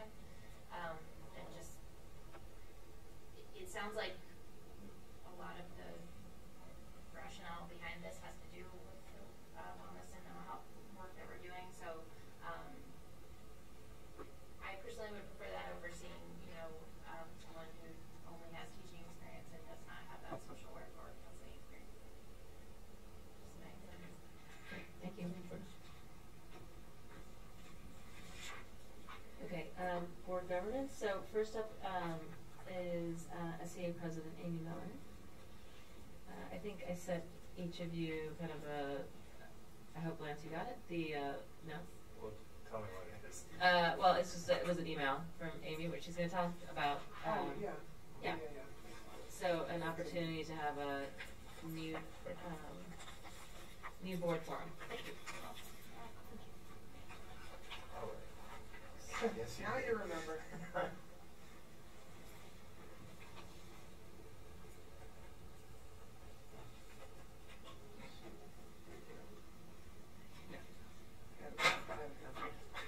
I am here, I handed you two pieces of paper. One is just a general invitation with horrible printing from my home computer.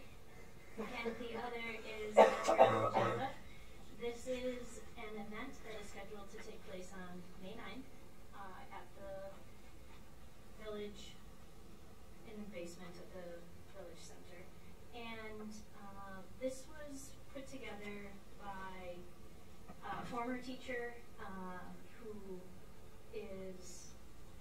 had worked in South Milwaukee and really sees the import and necessity to advocate as a public schools group. And that's really the intention of this.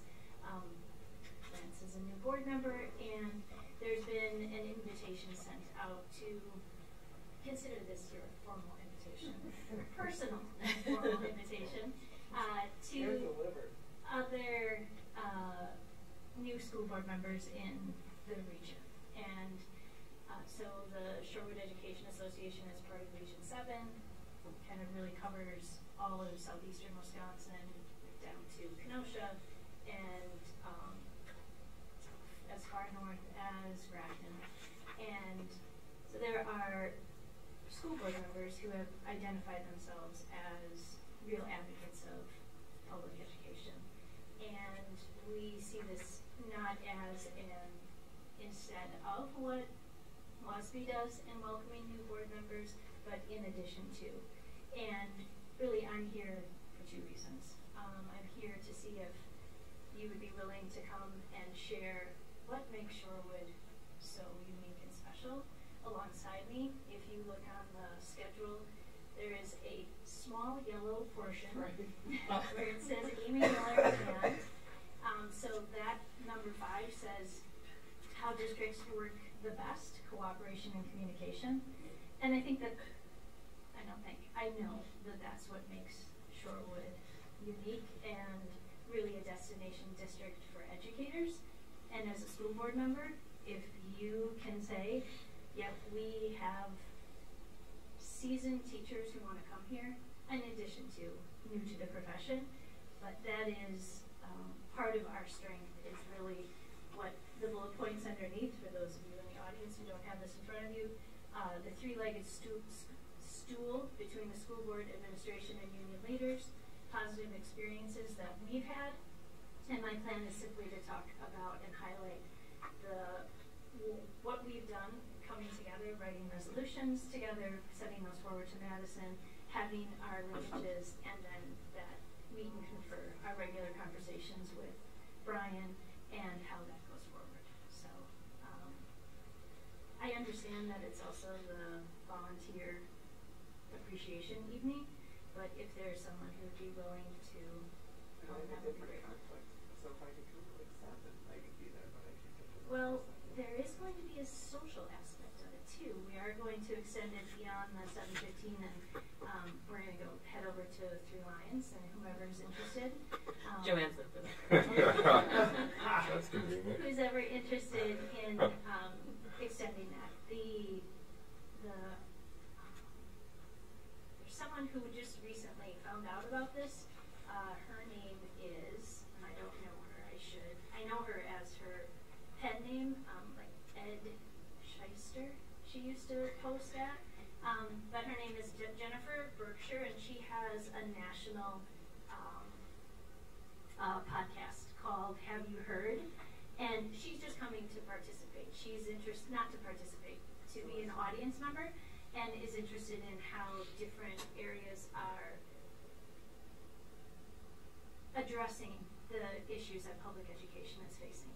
And so she's going to be there, and she's not participating in any way, but then the people from WPEN said, wouldn't it be great if we could get together and not be so formal, but anybody who wants to extend that conversation, because really it is you can be an island unto yourself in your district and really think like this is what's happening everywhere, or you could say, oh, I could learn about what's happening in other locales. And what I really think is great is that Shorewood is the epicenter, but then South Milwaukee and Oconomowoc, and we're pulling from different areas within southeastern Wisconsin to TOSA to really march forward together, frankly, to Madison and say, here's what we are, this is what works, and this is what, if it's good in Shorewood, it should be good in other places, and how can we help board members see that and understand their position. So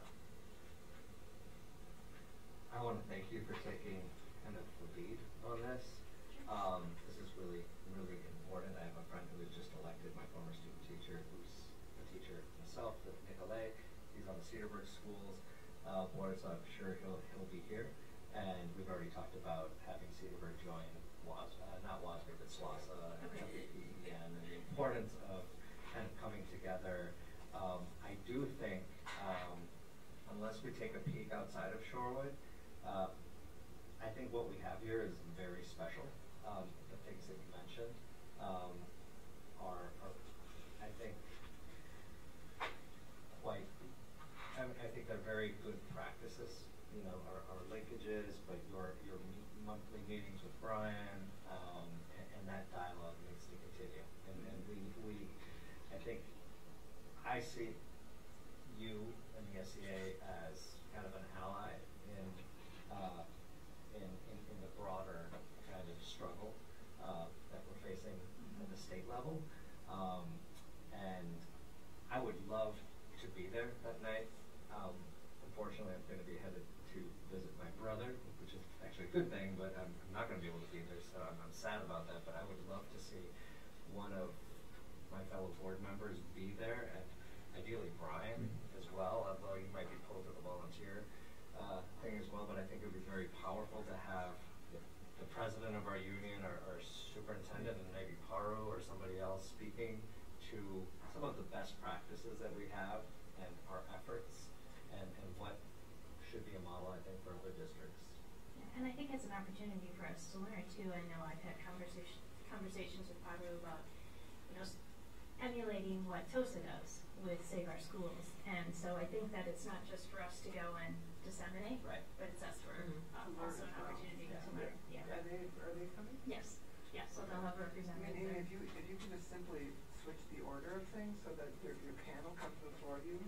I'm going to be at a thing that goes 4:30 to 6:30 at about 4 years in Silver Spring, and I can come and I could be with you at that last piece. If you want to let me know, that's I will. fine. I'll let you know. Thank you.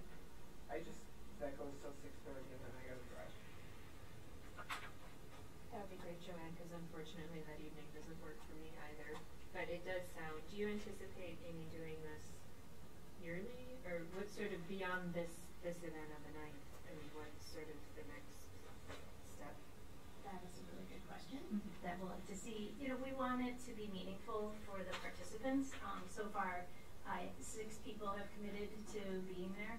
There'll be more emails and texts and stuff and personal invitations that go out, but I think that our hope was we'd have between 10 and 15 and see where it goes from there. And I think that it really is, you know, I know that board members have their groups and their associations, but to have the opportunity to come together and just frankly ask questions and talk with each other, with others in the room too, part of that three-legged stool. Sometimes when teachers get together, conversation is very teacher focused, and sometimes we lose sight of, wait a minute, let's step back a little bit. So we'll see. I honestly, Lori, I can't say what our plan is going forward, but understood. It would be an interesting model to try and replicate and even take to like the annual, you know, whatever, something of that sort. Yeah. Well, I think every time that, at least my experience has been every time that we've gotten together across, I don't know, I guess whatever this region is, you know, either SWASA or WASB or anything, it's been always very fruitful conversation. So I'm gonna say yes. I think I have to. Well, I mean, somebody can drive Lila to soccer, so it'll be fun. But yeah. Okay, so you for sure have for yes. and you might get And just let me know, yeah, about, I mean, yeah, that's fine. Would it be okay if you were added then to that questionnaire? Sure. Excellent. I'll be there too, Amy. All right, I'll be great. over. Thanks. Appreciate it. Oh, that's my neck. Thank you. Thanks for coming. Okay, so now we have 6 linkage reports, and I'm going to suggest that, except for Lake Bluff, we all have the minutes from them, and 1, 2, or 3 of us read them. So I don't think we need to rehash the discussion that was had at every linkage. I prefer that we have questions and clarifications if people have some, and also focus. I think the part that we need to focus on as a board at this point is like the things that are concerns, questions that we are going to address in some sort of format versus the ones that we will want to see response from the administration on. So FADA has kind of organized that at the end as well. So, and we can do it in, are you guys okay with that plan? Okay, so starting with the SHS linkages, are there any questions for, I guess, 3 of us who weren't there?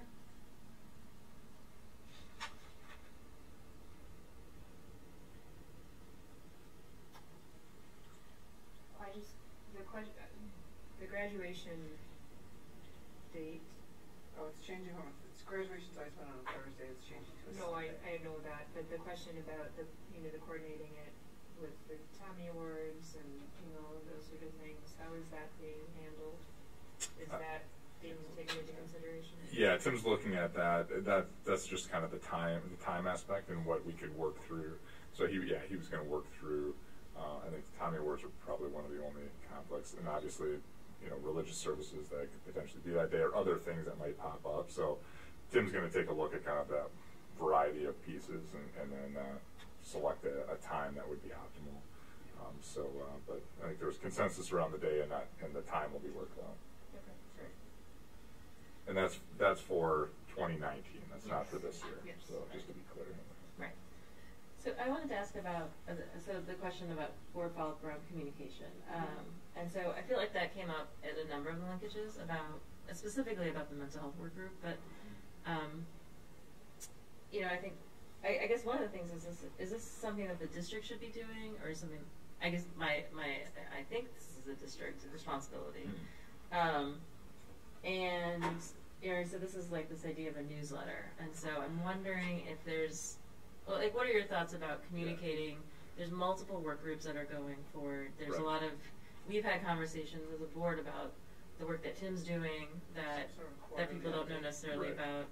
And so thinking about exactly, like how do we kind of use to send out a newsletter, right? Like a district-wide, twice-a-year newsletter. Yeah, right, yeah. So I think of these as a little bit more like a blog, if you will, or maybe something that would be updated after the meetings. Now, some of them are meeting on a every other week basis. So I don't think that's probably realistic, but maybe once a month, and some meet quarterly. So like the diversity work group is meets quarterly. I think after each one of those meetings, it's realistic to say that for me, being the administrator in charge of that, they can produce a summary and a recap of what was talked about and what we're looking at for the next meeting. Usually that's put together in some way for communication of the people that were participants anyway. So I think that's a reasonable expectation. I would think, though, that I guess I would ask you where you think that should be housed, how that should be, who that would be sent to, if that's a website type of update, or if that makes sense to or you push have it it on an infinite campus. I mean, it definitely shouldn't go only to the people who participated, because I think, to me, what's coming out clear here is that people are hearing about things and more people want to know. Personally, I like the idea of quarterly. I think, and around the time of the meeting is fine, but I think there's a number of work groups and or kind of, I don't know what you call them, but like other groups that do meet, we used to have special ed, advanced learning, right, and I think all of those are the kinds of things that it helps us as a board, and I think as a community, to just hear 3 times a year, right, at the end of the semester, this is, yeah, end of the semester, maybe, just like, this is what we've been working on, and this is what we're doing. So you report out to the board on those things, but to, I think, create a way to do that for the community as well. And it could be on the blog, but or I it just, could just be I mean, on the website. one thing that says, here's the update of all these various groups, right? There's one spot to go and you can see what the piece Or, is. yeah, I mean, this might be a question for Caitlin and Ted Yeah. about like where it goes, but I Right. think the information should be shared multiple times a year.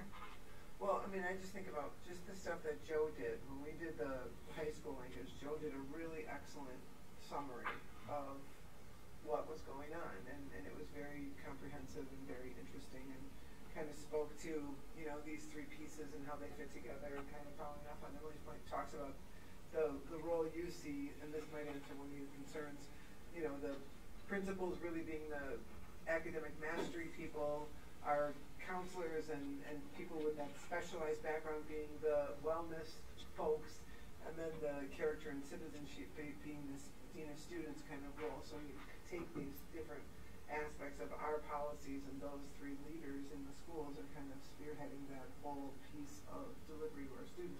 That all came through in that conversation with Joe, right? And so it was very helpful to get it, and I thought, oh, I got a really great sense of what was going on, and I would have loved to have recorded it and then been able to say to somebody, oh, here's what the wellness group has been working on, because it was terrific. So, you know, just to capture that. And he said it very, you know, he could just literally write that down, and there'd be the post of what's happened in the last couple of months, summatively in terms of that particular group. It would be terrific.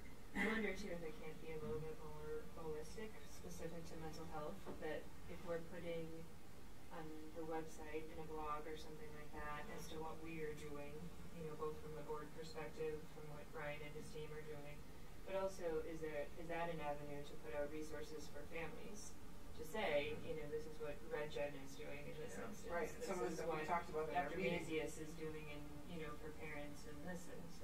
And I just wonder if that would be a better place to kind of catch everything, you know, and start perhaps thinking about how we're going to share information, and how, you know, we talked about sort of the whole wraparound idea that if we do screening, if we do sort of open, you know, this door to this potential, how are we going to share other resources with families? I just wonder if this is a way to start it, by sharing with what the district is doing, but also these are, you know, preliminary resources and things that are available. I also have to believe that our new website, we're so used to not thinking about using our website because it's not easy to use. Like, I go and try and find money, and I never find anything. So I just don't. I go do my board stuff, and then I never look at it.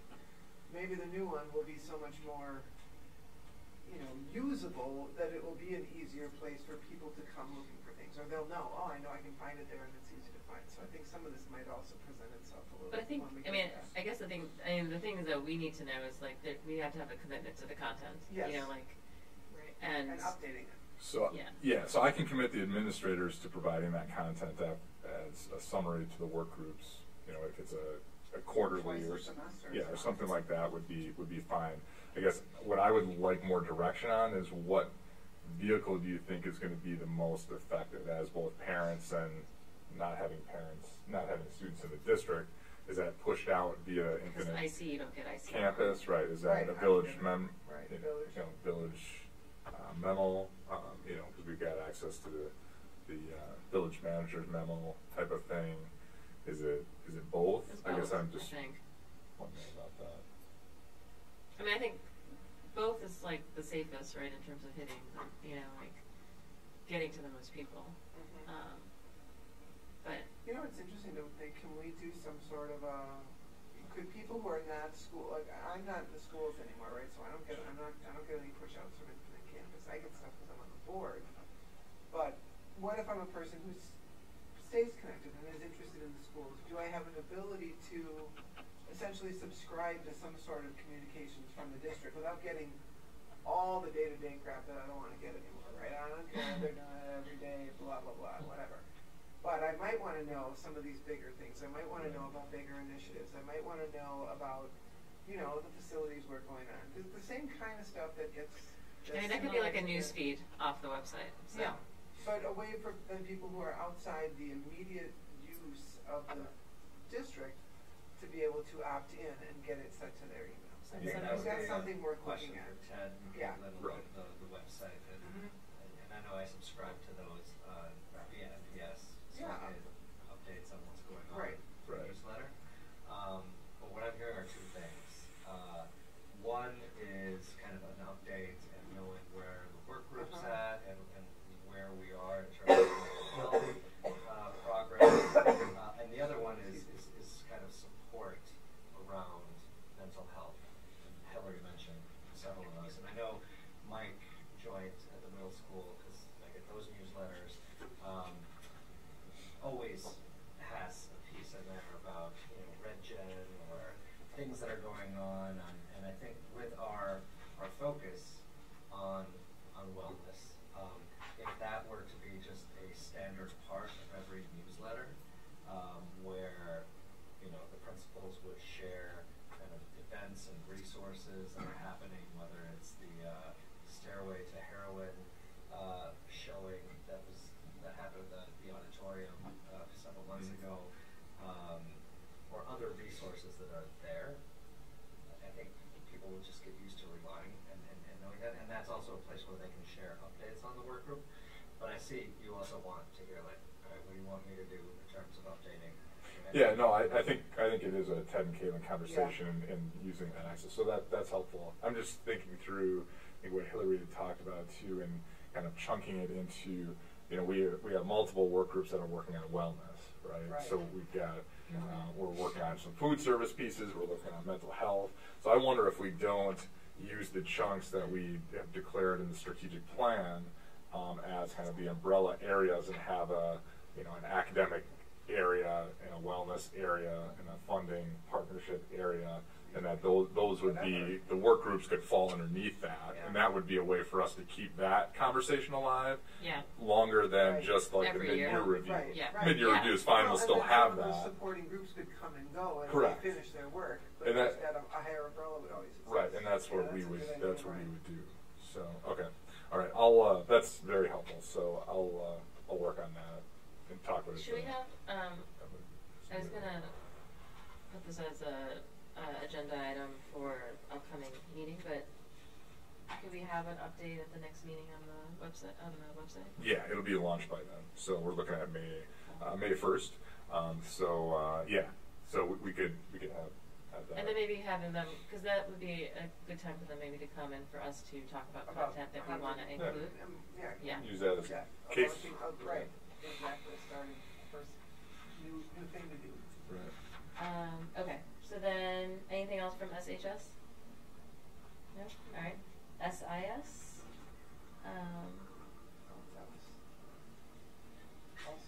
That was really mostly Mike. So did the text emergency alert test happen? Yes. Yeah, it was. Yeah, I got that. Did nothing. As far as I know, it was fine. fine. Okay. The follow-up is really Mike Yeah. driven, so it was all very curricular.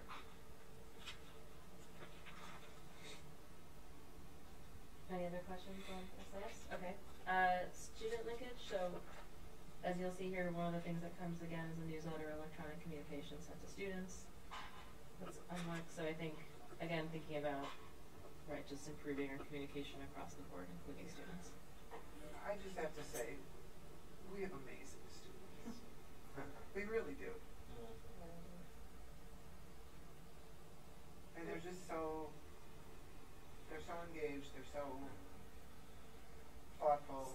My only regret of that linkage is that it was too short. How many students came? Probably 40? No, It doesn't say on here. Yeah, I'd say between 30 and 40 maybe. So I will say the one thing, and this is kind of to fill you in, Lance. So the Shorewood used to have a SRO, which is a school resource officer. And we haven't for the last few years because of for budget issues. But I would say that Staffing issues. staffing issues over there for them. That from that conversation, which wasn't like all the students, but they were. My sense was that, and you guys can tell me, is that they were less interested necessarily in a police officer, but somebody who they were more interested in another person who they could build a relationship with.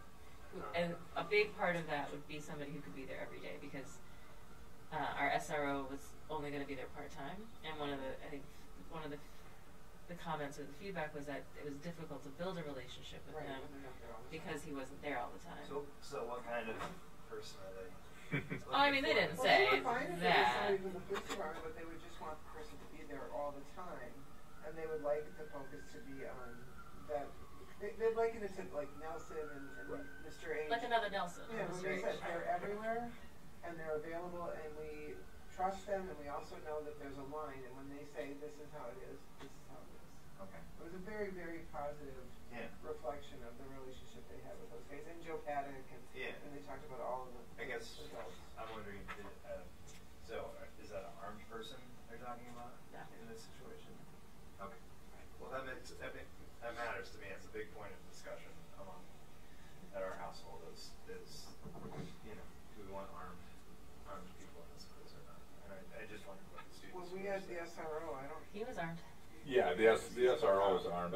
From my recollection with the conversations with the students, that wasn't the relate. Yeah, well, I mean, it didn't come up. What they're not necessarily looking for protection. They're looking for a relationship that they can use if they see something that's wrong. It's some person that they can connect with. That makes perfect sense. I think that seemed to be the desire, right? Yeah, absolutely. Because their whole piece, it was interesting. They said they feel very safe here. And we talked a lot. It was a very open conversation, and they said they said they don't feel safe with what's going on outside of here, the issues out of here that make them feel unsafe, and they just want to always have people that they know when they get the sense that something's amiss, is there a person for me to go to? We did ask the question: do they all feel like they have at least two adults, trusted adults in the building, and every student raised their hand, which was very comforting. So anyway, I think something to think about as we move forward with that conversation with the police department as well, about whether or not we want that to happen. So, and then they had a question about ID badges or some sort of identification for delivery people. So I'm guessing Tim can follow up on that. Yeah. It was also interesting as we talked about the mental health. The students understand that people in the educational environment are mandatory reporters. They actually know about that, which again was, I don't know. I'm not sure that every high schooler knows about mandatory reporter status. And they all talked about how that can be an obstacle. And students know that there is that responsibility, and so, and there's not an answer to it. It's just that sometimes that limits their comfort with sharing information because they know that there's a mandatory reporting requirement. So. Okay. So the big realtor linkage. I think in addition to the people listed here, I think there were, I don't know, maybe 7 members of the bid and One realtor. So. 2 realtors. But so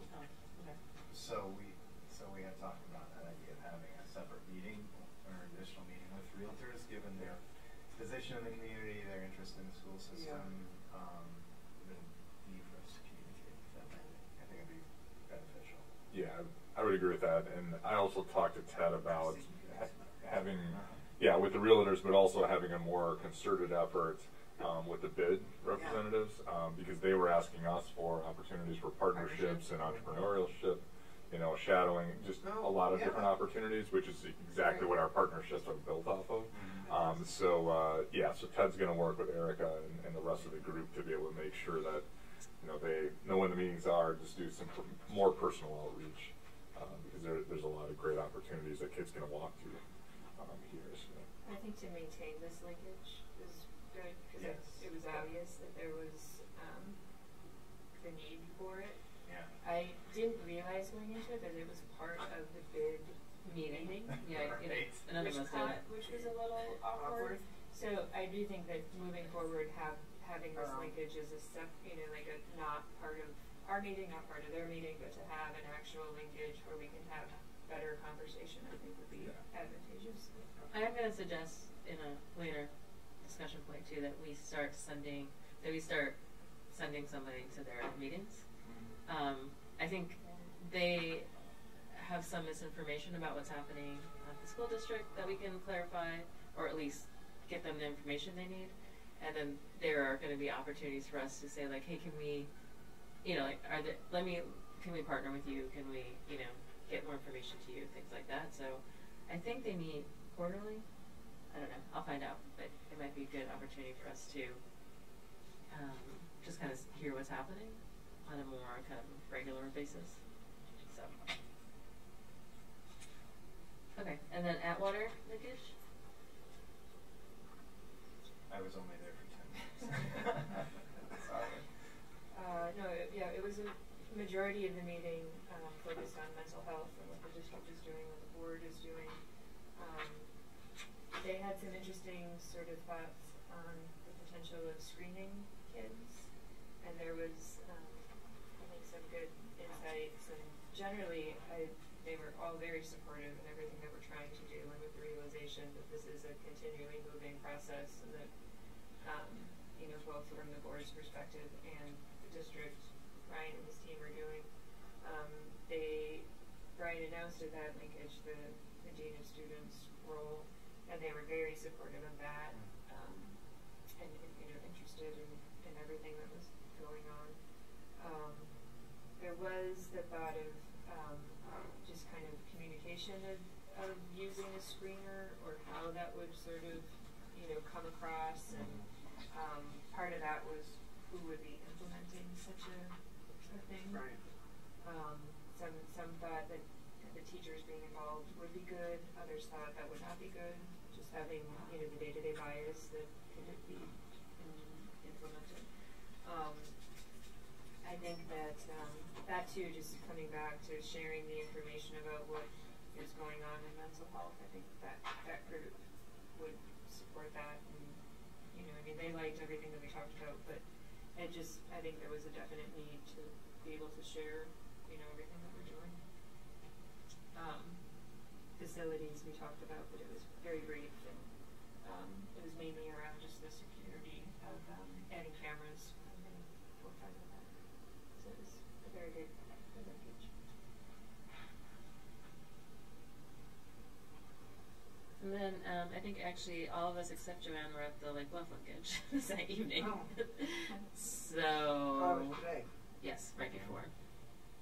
So we don't have notes on that yet, but we can bring it to the next one. So we actually have one more linkage after this, which is the town hall one. Oh, right. I can't remember what day that is.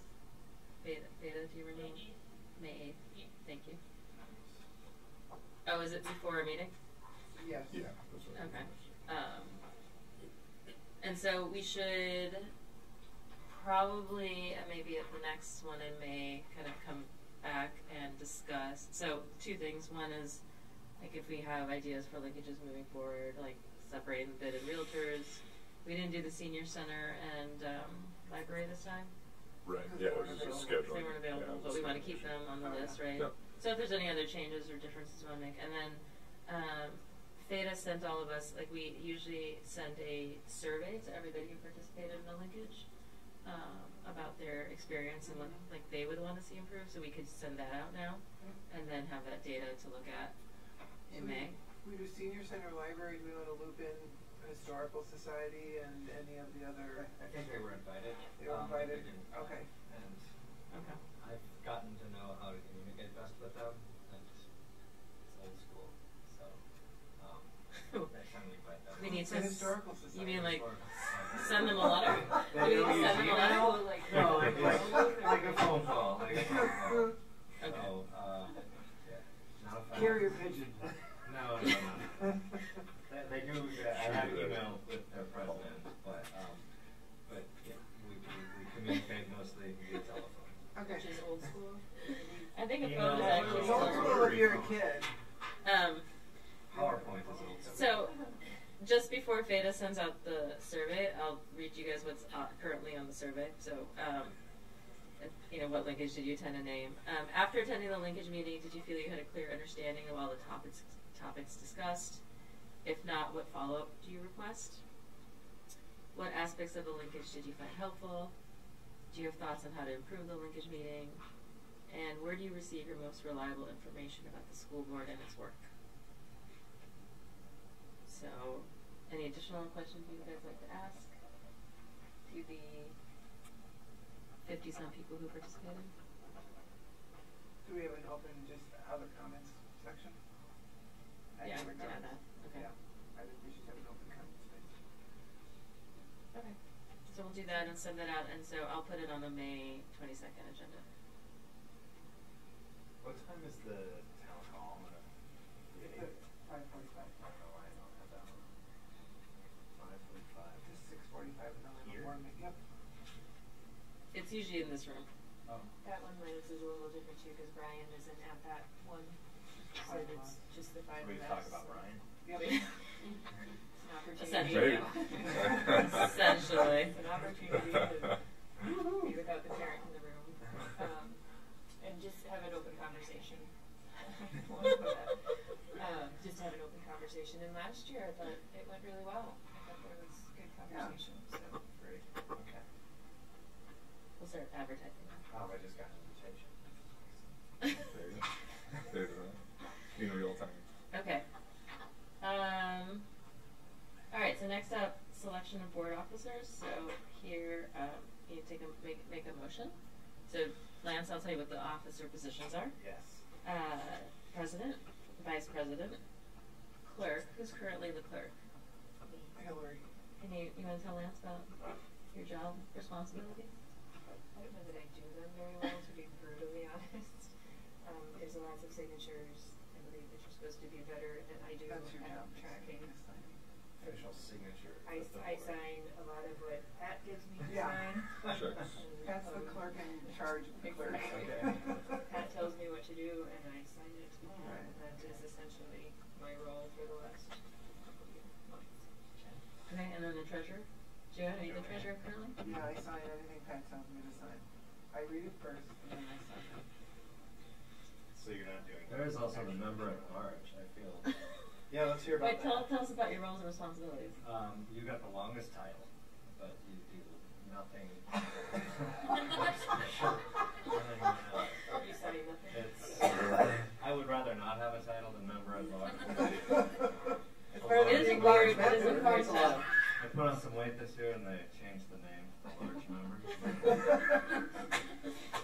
Okay, that could just go bad on some. Yeah, sorry. I mean, so I'll just say this, So like, there are 5 roles. yes. Okay. And I mean, the president works on the agenda. And does it well. Right. Thank you. I'll rotate in that responsibility as well. Sorry. And then the vice president, I think the most important role is to take over for the president. I mean, when they're unable to do the job. That's right. Yes. Can't be in the same room with you. Yikes. Well, Wow. No. If you're absent. Absence, sickness, Right. accident. Okay. So we haven't. Who's the vice president? It was Rodney. Oh, I see. That makes sense. All right. So who's gonna make a motion? Are we going to start with the You can start wherever you want. clerk, the member Sure. at large? Sure. Well, I guess I would like to make a motion to nominate Caro as our president. I second. This is like the short stuff. Okay. Okay. Any further discussion? Thank you. Will you do Thank it? you. I mean, as Joanne said, it does need to rotate. She was referring to agenda planning, which I'm doing with you tomorrow morning. Oh yeah, Right. we're all doing We all that. take turns. Yeah. I'm happy to do it again, but Consistency is important too. not forever. So, okay. All right. So Any further discussion? All right. All in favor? Aye. Motion carries. I'd like to nominate Hillary to be the vice president. I second. sounds good. I assume there won't be an assassination text. You're going to be very safe now that I'm vice president. Okay, all in favor? Aye.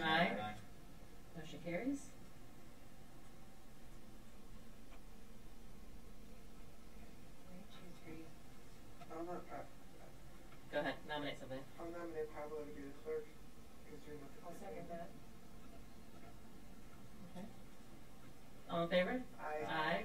Motion carries. You clearly haven't seen my signature. Are you, you're currently the treasurer, do we have to? Probably. I'll nominate Joanne to be the treasurer. I'll second that. Okay, all in favor? Aye. Motion carries. Lance, you get 1 year of reprieve. Okay. Um, And I'd like to nominate Lance to be the member. Second. Thank you. All in favor? Aye. Aye. Motion carries. I'll work on my Excellent. signature. All right, so more responsibilities. The next one is the board delegates list. So this is the list of organizations in which we send a school member to attend, and there are. So I'll probably just have everybody kind of talk a little bit about the responsibilities to do it now. And Lance, you can, I guess, we'll give you first options on which one you want to do. How's that? So CISA currently is Hillary. Yes, so I've done CISA for the last 2 years, and it is an annual convention in Pewaukee. It's actually coming up May 15th. Oh, it's in May. Essentially, you vote on the region's representative to CISA. And I joke every year, and I'll say it again, it takes you longer to drive to CISA than the actual convention. But it is a good opportunity to meet with other board members from our region, our CISA, CISA 1. Yeah. Yeah. Be part of the convention. CISA gives an update on sort of an annual update on what they're working on. It is very low maintenance, and but it's interesting to hear from not only CISA but also to talk with other board members from the area. So it's. So is it like an evening meeting where you go? It's an evening meeting. It starts. This next one starts at 5:30, and you're out of there by 7:30. And that's a Tuesday. That's a Tuesday. So I can Oh, and do we that. don't have a school board meeting coming. And there's not a school board meeting. Yeah, which is a good week. Okay. I'm currently on the C delegate, so they meet on the second Monday. Is that true, Brian? I think so. The second Monday of every month. C. Third Monday? I think it's the third. Oh yeah, third Monday it must be. Yeah, third Monday of every month. So they're a foundation that funds many grants and opportunities for us. Third. So what I often do, and I usually I'm not reporting out or anything. Ted is usually talking to them as the advancement director. I think he's our main administrative liaison about he spends a lot of time talking about how we're using the money that they've so generously given us, and kind of talking about the projects and the equipment and the things we bought, so that they have a sense of like where the money is going, right? So he's reporting out. So yeah, I'm mostly going to listen to that. So those are Mondays at 7. SWASA is Pablo. He's here.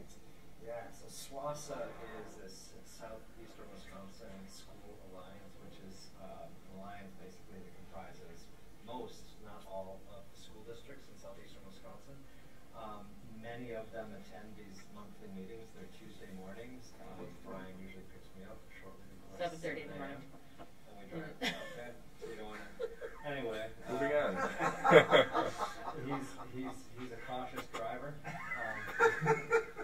That's fair. Oh my gosh. Yeah, if I were driving, That's we'd not leave the at 7:10, but that's a different story. The meetings are from like 7:30 to 9:30, and we basically the folks that go are superintendent and a school board member from each district. This group has a lobbyist that has her finger on the pulse of the state capitol and apprises us monthly of what's happening around issues impacting education. It's also a place where we can kind of help form and shape kind of the group's position on things. It's a very broad group, so we've got Pewaukee and NPS there, and everybody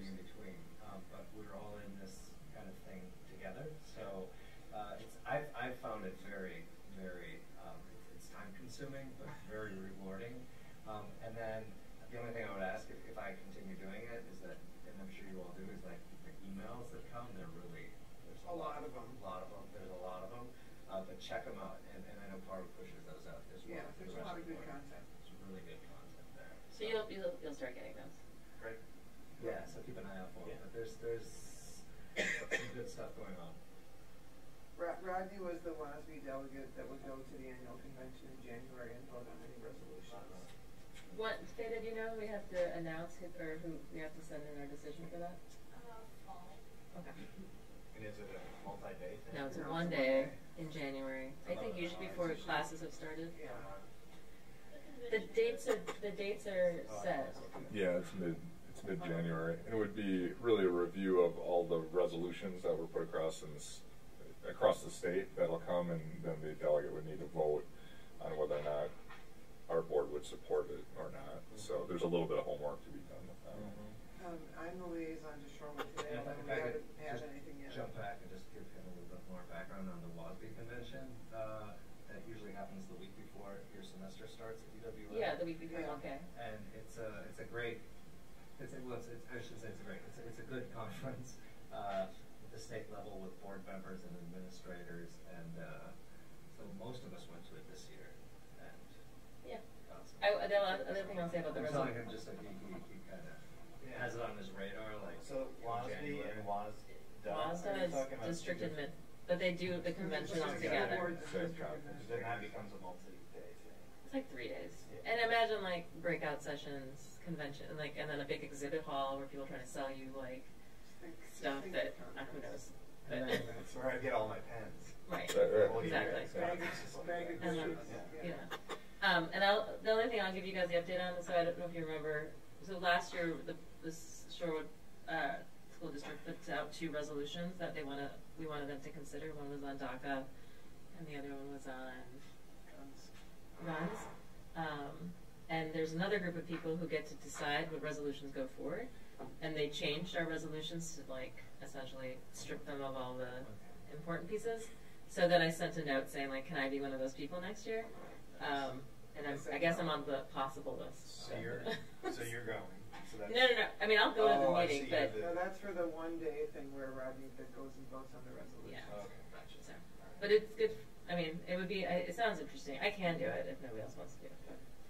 And I've been the Shorewood Today person as of recently, but we haven't had any meetings, so I actually haven't done anything yet. But that's a 4 times a year getting together and working with the.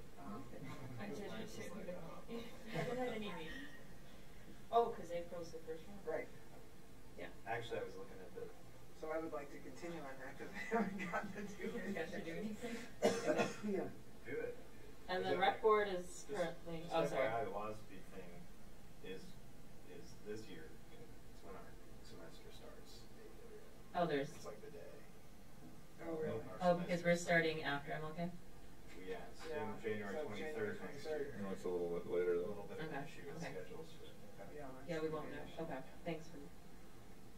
Rec board has been Hillary. Right, so, yeah, I've gone to 2 meetings, which we used to have a board member on it, and that ended for a couple of years, and now I've gone to the last 2 meetings.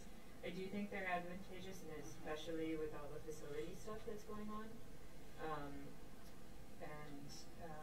You know, they're generally very good. I mean, and it'll be interesting, and I'm sure the new hire, Mr. Joey, will do well. But it was nice to see, you know, Deb and her team, because they really are fantastic and kind of going through everything. And just seeing the dedication in the rec advisory committee too, and the questions and perspectives that they have. So it is a fairly good night, and they meet Monday nights. 4 times a year. 4 times a year. So On Mondays. On Mondays. Well, then the buy board. Joanne and I were the buy board people. That's ad hoc. We had 1 meeting. So what do you guys think about switching by board to a linkage? And trying to just do it differently, and so that. I think that's probably better because it's just a question of. Because then we could just have everybody there. Maybe better. I mean, I was thinking, so To share I'll just information. give you guys the update also on the Human Relations Council. I spoke with Trustee McCaig about this.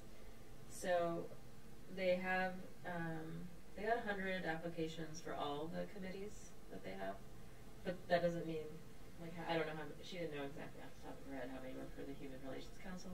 So looking at the applications now, they expect to do interviews in June, and whoever decides to be part of this council will be, I think, invited to that component.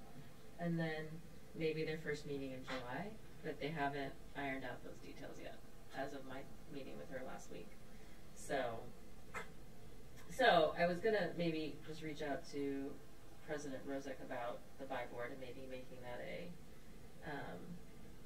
like a linkage, and then that way, as many of us want to be there, it's open to the public. It's it's posted. Yeah, I like that idea. I do too. Okay. So Lance, which one do you want? Well, I'm willing to do more than one of these things, but the ones that fit with my schedule and sound most interesting would be CISA, SEED, and the REC board. So, I mean, I could do 2 or all 3 of those. Or What would be your first choice? Yeah. And remember, CISA is just once, so. Right. No, I know. That's what I'm saying. I would just. Oh, okay. I could do CISA and the REC board, or the SEED and the REC board. I don't. Whatever works best for everybody else. But those are the 3 things that work well for me. Okay, so how about what do you want to do, Hillary? Oh, I don't. Okay. How about if I keep you on CISA? Since you already have it on your calendar to go. Oh, okay. I'll do that for. And I'm welcome to have you do. I'm happy to have you do SEED. Yeah. I'll just make sure that Theta knows to add you to put you on the list. Great. Monday evenings are great for me. So. Joanne would keep. Shorewood today. Pablo, do you want to keep Swasa? That timing is difficult. Yeah, I can't guarantee that. I'm just confirming what time I start teaching on Tuesdays. And he'll have to go to CISA with you. And anybody else is welcome to join. Yeah. Yeah, that's true. We can always send 2. If we send 3, we have to post it, but as long as we know, that's fine. Usually I have to take my van. So. Yeah. No. I haven't. Hillary, I'm going to keep you on rec. Okay. And I can do the WASD delegate.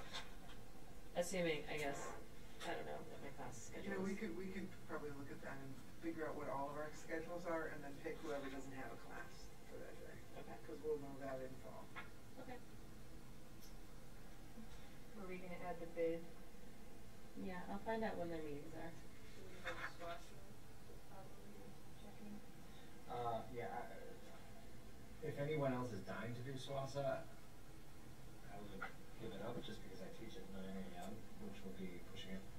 I did that last semester, and I just. Here's another question: is Swasa something that we should just rotate, and we should all take them?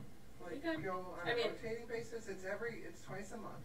No, it's once a month. Once a month. Once a month. But I mean, we could do it where that might make it easier because of the time commitment. Yeah, something like. Yeah, It's a big I chunk would of say time that, on a work and day. like there are other districts that send their whole board. Sure. So yeah, we could do that. I don't know. That's- I teach Tuesday, Thursday as well in the Yeah. fall, so I don't know. I usually do as well. I just don't know what my That's- schedule is. Yeah, so I can. What I can do is try doing it when, like I did earlier this semester or this year. I think I wrote everyone said I can't make this next meeting. Can anyone? And we just continue doing that. Or I think we can rotate them. You only have to go to We a could couple ask of years. Theta to send us like the Yeah, list. send us the They have the dates whole so we list can of their all look at dates. schedules. Yeah, some Tuesdays I can. But that's probably good for everybody to get exposed to it. Yeah. Sure. Yeah. And the topics rotate enough. Right. The continuity month to month Is really isn't going to irrelevant. matter too much. I mean, I'd be there anyway. So. Right. And what about the rec board? Did you just say? So I think Hillary will continue on there, Oh, okay. and then I'll do the bid. Okay, I'll find out when it is. Yeah, And then- depending on timing. And then who wants to be I'd probably do that with Ted. the Human Relations Council? What is that? I don't see that. So this is a new committee. Is it a council committee? I don't know. That the village created a couple months ago to address kind of like community discussions around justice issues or inequality and discrimination. And So it's unclear. I mean, I don't have like a date or time or what. Schedule yet. There's nothing set yet. I'm interested in that. Okay, I'll find out what it is. So if all I'm, the only thing I'm doing right now is C. So, yeah, so Okay. put me on the list for that. I'll find out more information. What? Well, SWASA, but we're rotating that. So does anyone have the forward day? Join. Join has that. And we could also have 2 members of the human relations. Council? Yeah, you were interested in that problem. Okay, you can do it. Yeah, we can. Let's do that. Okay. I like human relations. Excellent. Okay, let's get Most of creepy the on time. here. That's what we have human. Stop. Okay. So that's okay. So facilities update. I sent you guys kind of a longer email about our communication meeting that Joanne and I had this morning. And so the plan is to start working on our presentations for the staff, and then for the kind of kickoff of the FACT team. When will that, is that a postcard, the half sheet that we've been handing out, will that be mailed out? So the ways in which we're now doing a mailing for this meeting, it'll be in the village manager's memo. And sent out Infinite Campus. Shorewood Today actually lands on June 1st. Yeah. Okay. So, and what was the 4th one? Oh, on the website. Do we want to give any to like Elizabeth Price? Yes. Or put any at the library? And we should put some give some to the people at the bid. Sure. Right. So we have, yes, so we should definitely we should make I can work Give with, some to, like Terry Reppins at Village Hall. yeah, I can make a list, because I bet there's probably a list of places that we already Yeah, then we post and and things like that, so put all that there, okay. And then the other is that we also want to include in part of our work, right, in like people we know we want to invite, like Pablo had said, people from the Historical Society. So I shared with you guys that Google Doc. Hopefully you guys can all open that, and then just kind of include things directly in there.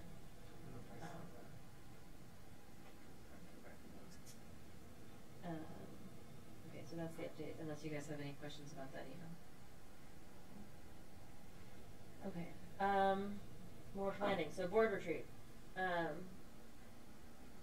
So 2 components, one in Madison. So we could go to Madison earlier if people are going to have a hard time in the evening. Like, that would just mean leaving here at like 6:30 on Thursday in the morning for the 8 a.m. start.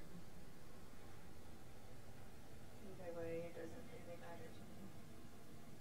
I know it's difficult for you, right, for Thursday night? Yeah, I guess all things considered, I'd prefer doing the leave in the morning and be back. I've got finals that day. Oh, right, you can't go in the morning, that's right. But I can do either, so. Sorry, I forgot about that. You did tell me that. My students wouldn't mind it. I can't do finals. You can't just do it remotely? No, not so much. Okay, so are there any agenda items? Well, so we'll have to leave here by 2:30. Brian has agreed to drive us all in the minivan. Yep. Awesome. Oh, well, it's like going with Dad. And I have snacks. I'll bring snacks. Anyway, so so I need agenda items for both our meetings with. No blitz, Shadi. I need agenda. Okay. Yes. We're so almost close. Okay, so agenda items for when we're in Madison with other groups from other school districts from Madison, Chippewa. Sunbury, DeForest, Columbus. So if there's, I think one of the things that Hillary and I talked about was maybe doing something more, like we always put communication on there. So kind of conversations about how they communicate and get communication from administration to board and board to administration. I think was one idea. Yeah, I'm curious how other districts do it in this system. Yeah, I hope there's going to be a bit of a open forum kind of dialoguing piece, because it's interesting to see where we are relatively, you know, how challenges and whatnot. So this is really about the communication with other boards who are doing Coherent Go. Yes. Okay. Well, or just like learning, like one of the things that when I went to the other meeting was that there's a lot of kind of strategies that other groups are using that are more just like general, some of them are just general best practice, but then others are like very specific to, like they all do linkages, you know, they all have results policies, so getting like feedback on, like I asked all of them about their wellness policies just to get a sense of how they've kind of attempted to adopt that. So you've had that discussion. Yeah, well, I mean, so now that we have like an opportunity, I have all their emails, and so I can ask them. Okay.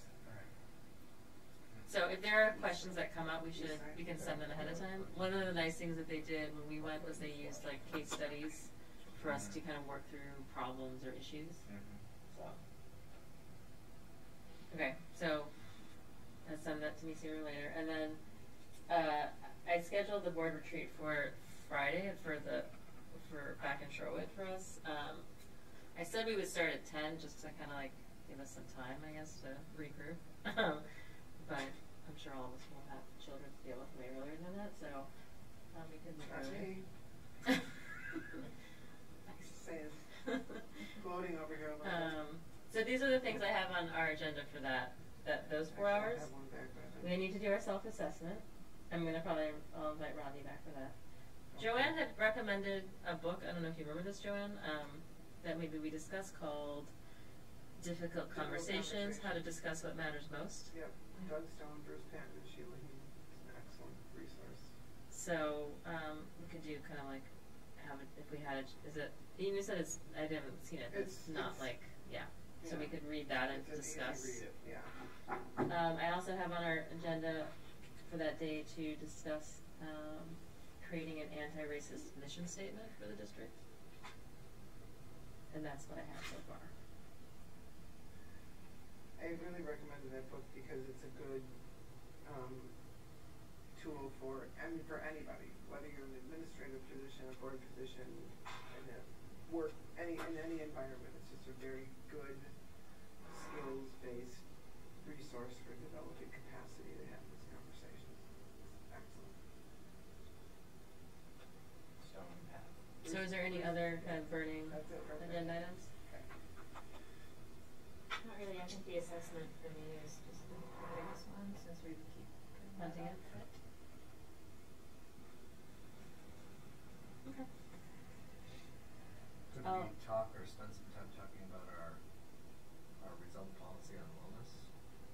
Yeah, we're gonna need to have like a kind of like we're gonna have to have revisit that. Conversations, but if we just add it to the agenda. Yeah, because we said we want to go back and. So we're meeting with the wellness work group on June 4th now. Right. Which is after this. So yeah, I mean I'll put on the we won't on the finalize agenda. anything there. I don't foresee us finalizing anything, but we will have just met with other districts and something the day before. Okay. What they're doing. Okay. So I'll put together the agenda so you guys can add or edit as needed. And then the last was the resolution to support the ban on conversion therapy.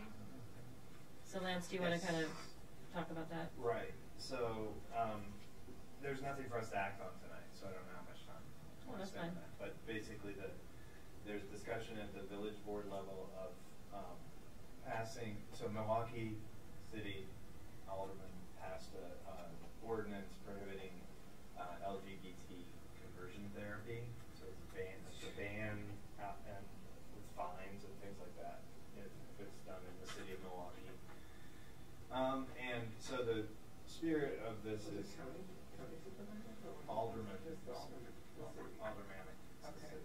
So the spirit of this is that the village of Shorewood board, some members wanted to pass a resolution in support of that, affirming that Shorewood also is against that practice.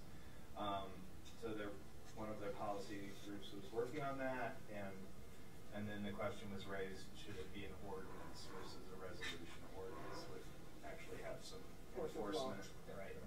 So that's kind of where they're at, is a little bit back to the drawing board and figuring out how and if to do an ordinance on that. And so what I'm suggesting is that once the village acts on that we would consider support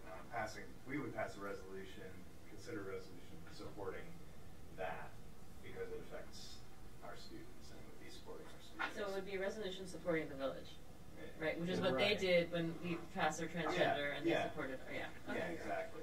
So, but that'll be a future agenda item whenever they get that through.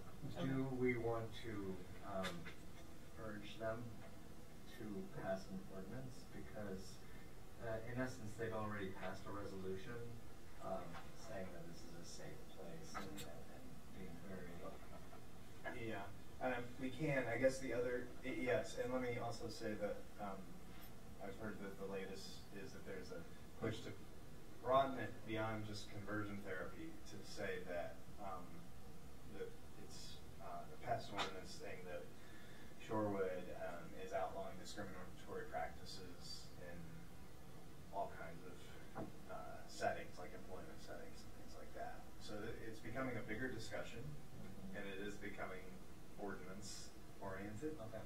So, I mean, I can pass that along. If, you know, I kind of am in support of that.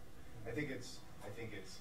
I don't know how often the village board does things like that, or, you know, bans or, you know, ordinances on that kind of thing. So it's kind of a new territory for them, I think. So it may take a while. But I'm sorry. The question is, should we push? Yeah, I mean, an ordinance? we can wait and support whatever it is they do. I'm sure they're doing a whole bunch of, I'm sure Nathan has to do a bunch of legal labor. That's right. the issue, I think. The resolution's easy. Yeah, the ordinance is a lot more complicated, and enforceability is obviously. Right. So we should stay tuned. Stay tuned, I guess. Stay tuned. Yeah, and you know, talk to village people, village board people, if you have an opinion about it. Okay. Thank you. Okay, so we made it to the board consent agenda. I move that we approve the consent agenda. Board consent agenda. Okay, all in favor? Aye. Aye. Aye. Motion carries, 5-0. Opportunity for public comment number 3. Okay. Review of to-do items. Brian, you can start.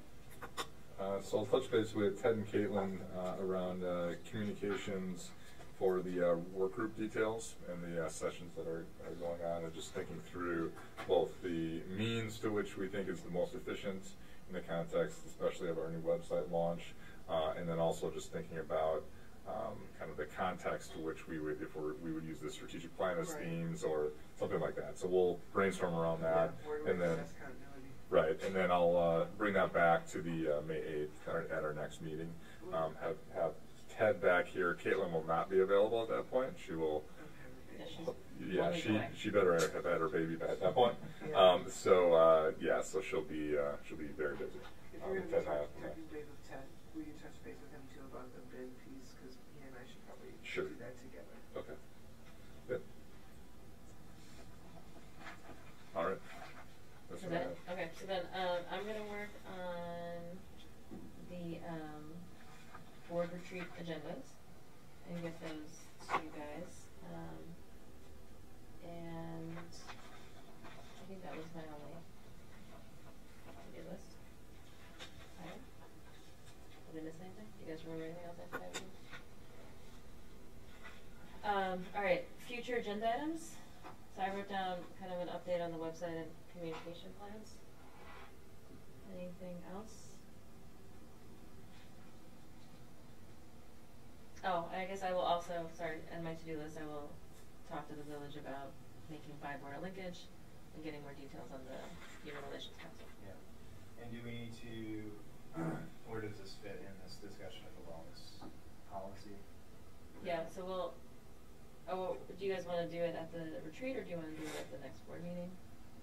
Why don't we put it on our agenda that day, just so at least if we get to it, great, we know we have to do the self-assessment piece. So the retreat day. Okay. Okay. It'd be good to talk about just next steps. What do we want to do since the previous board meeting? Right, with all the group. Yeah. Right. Right.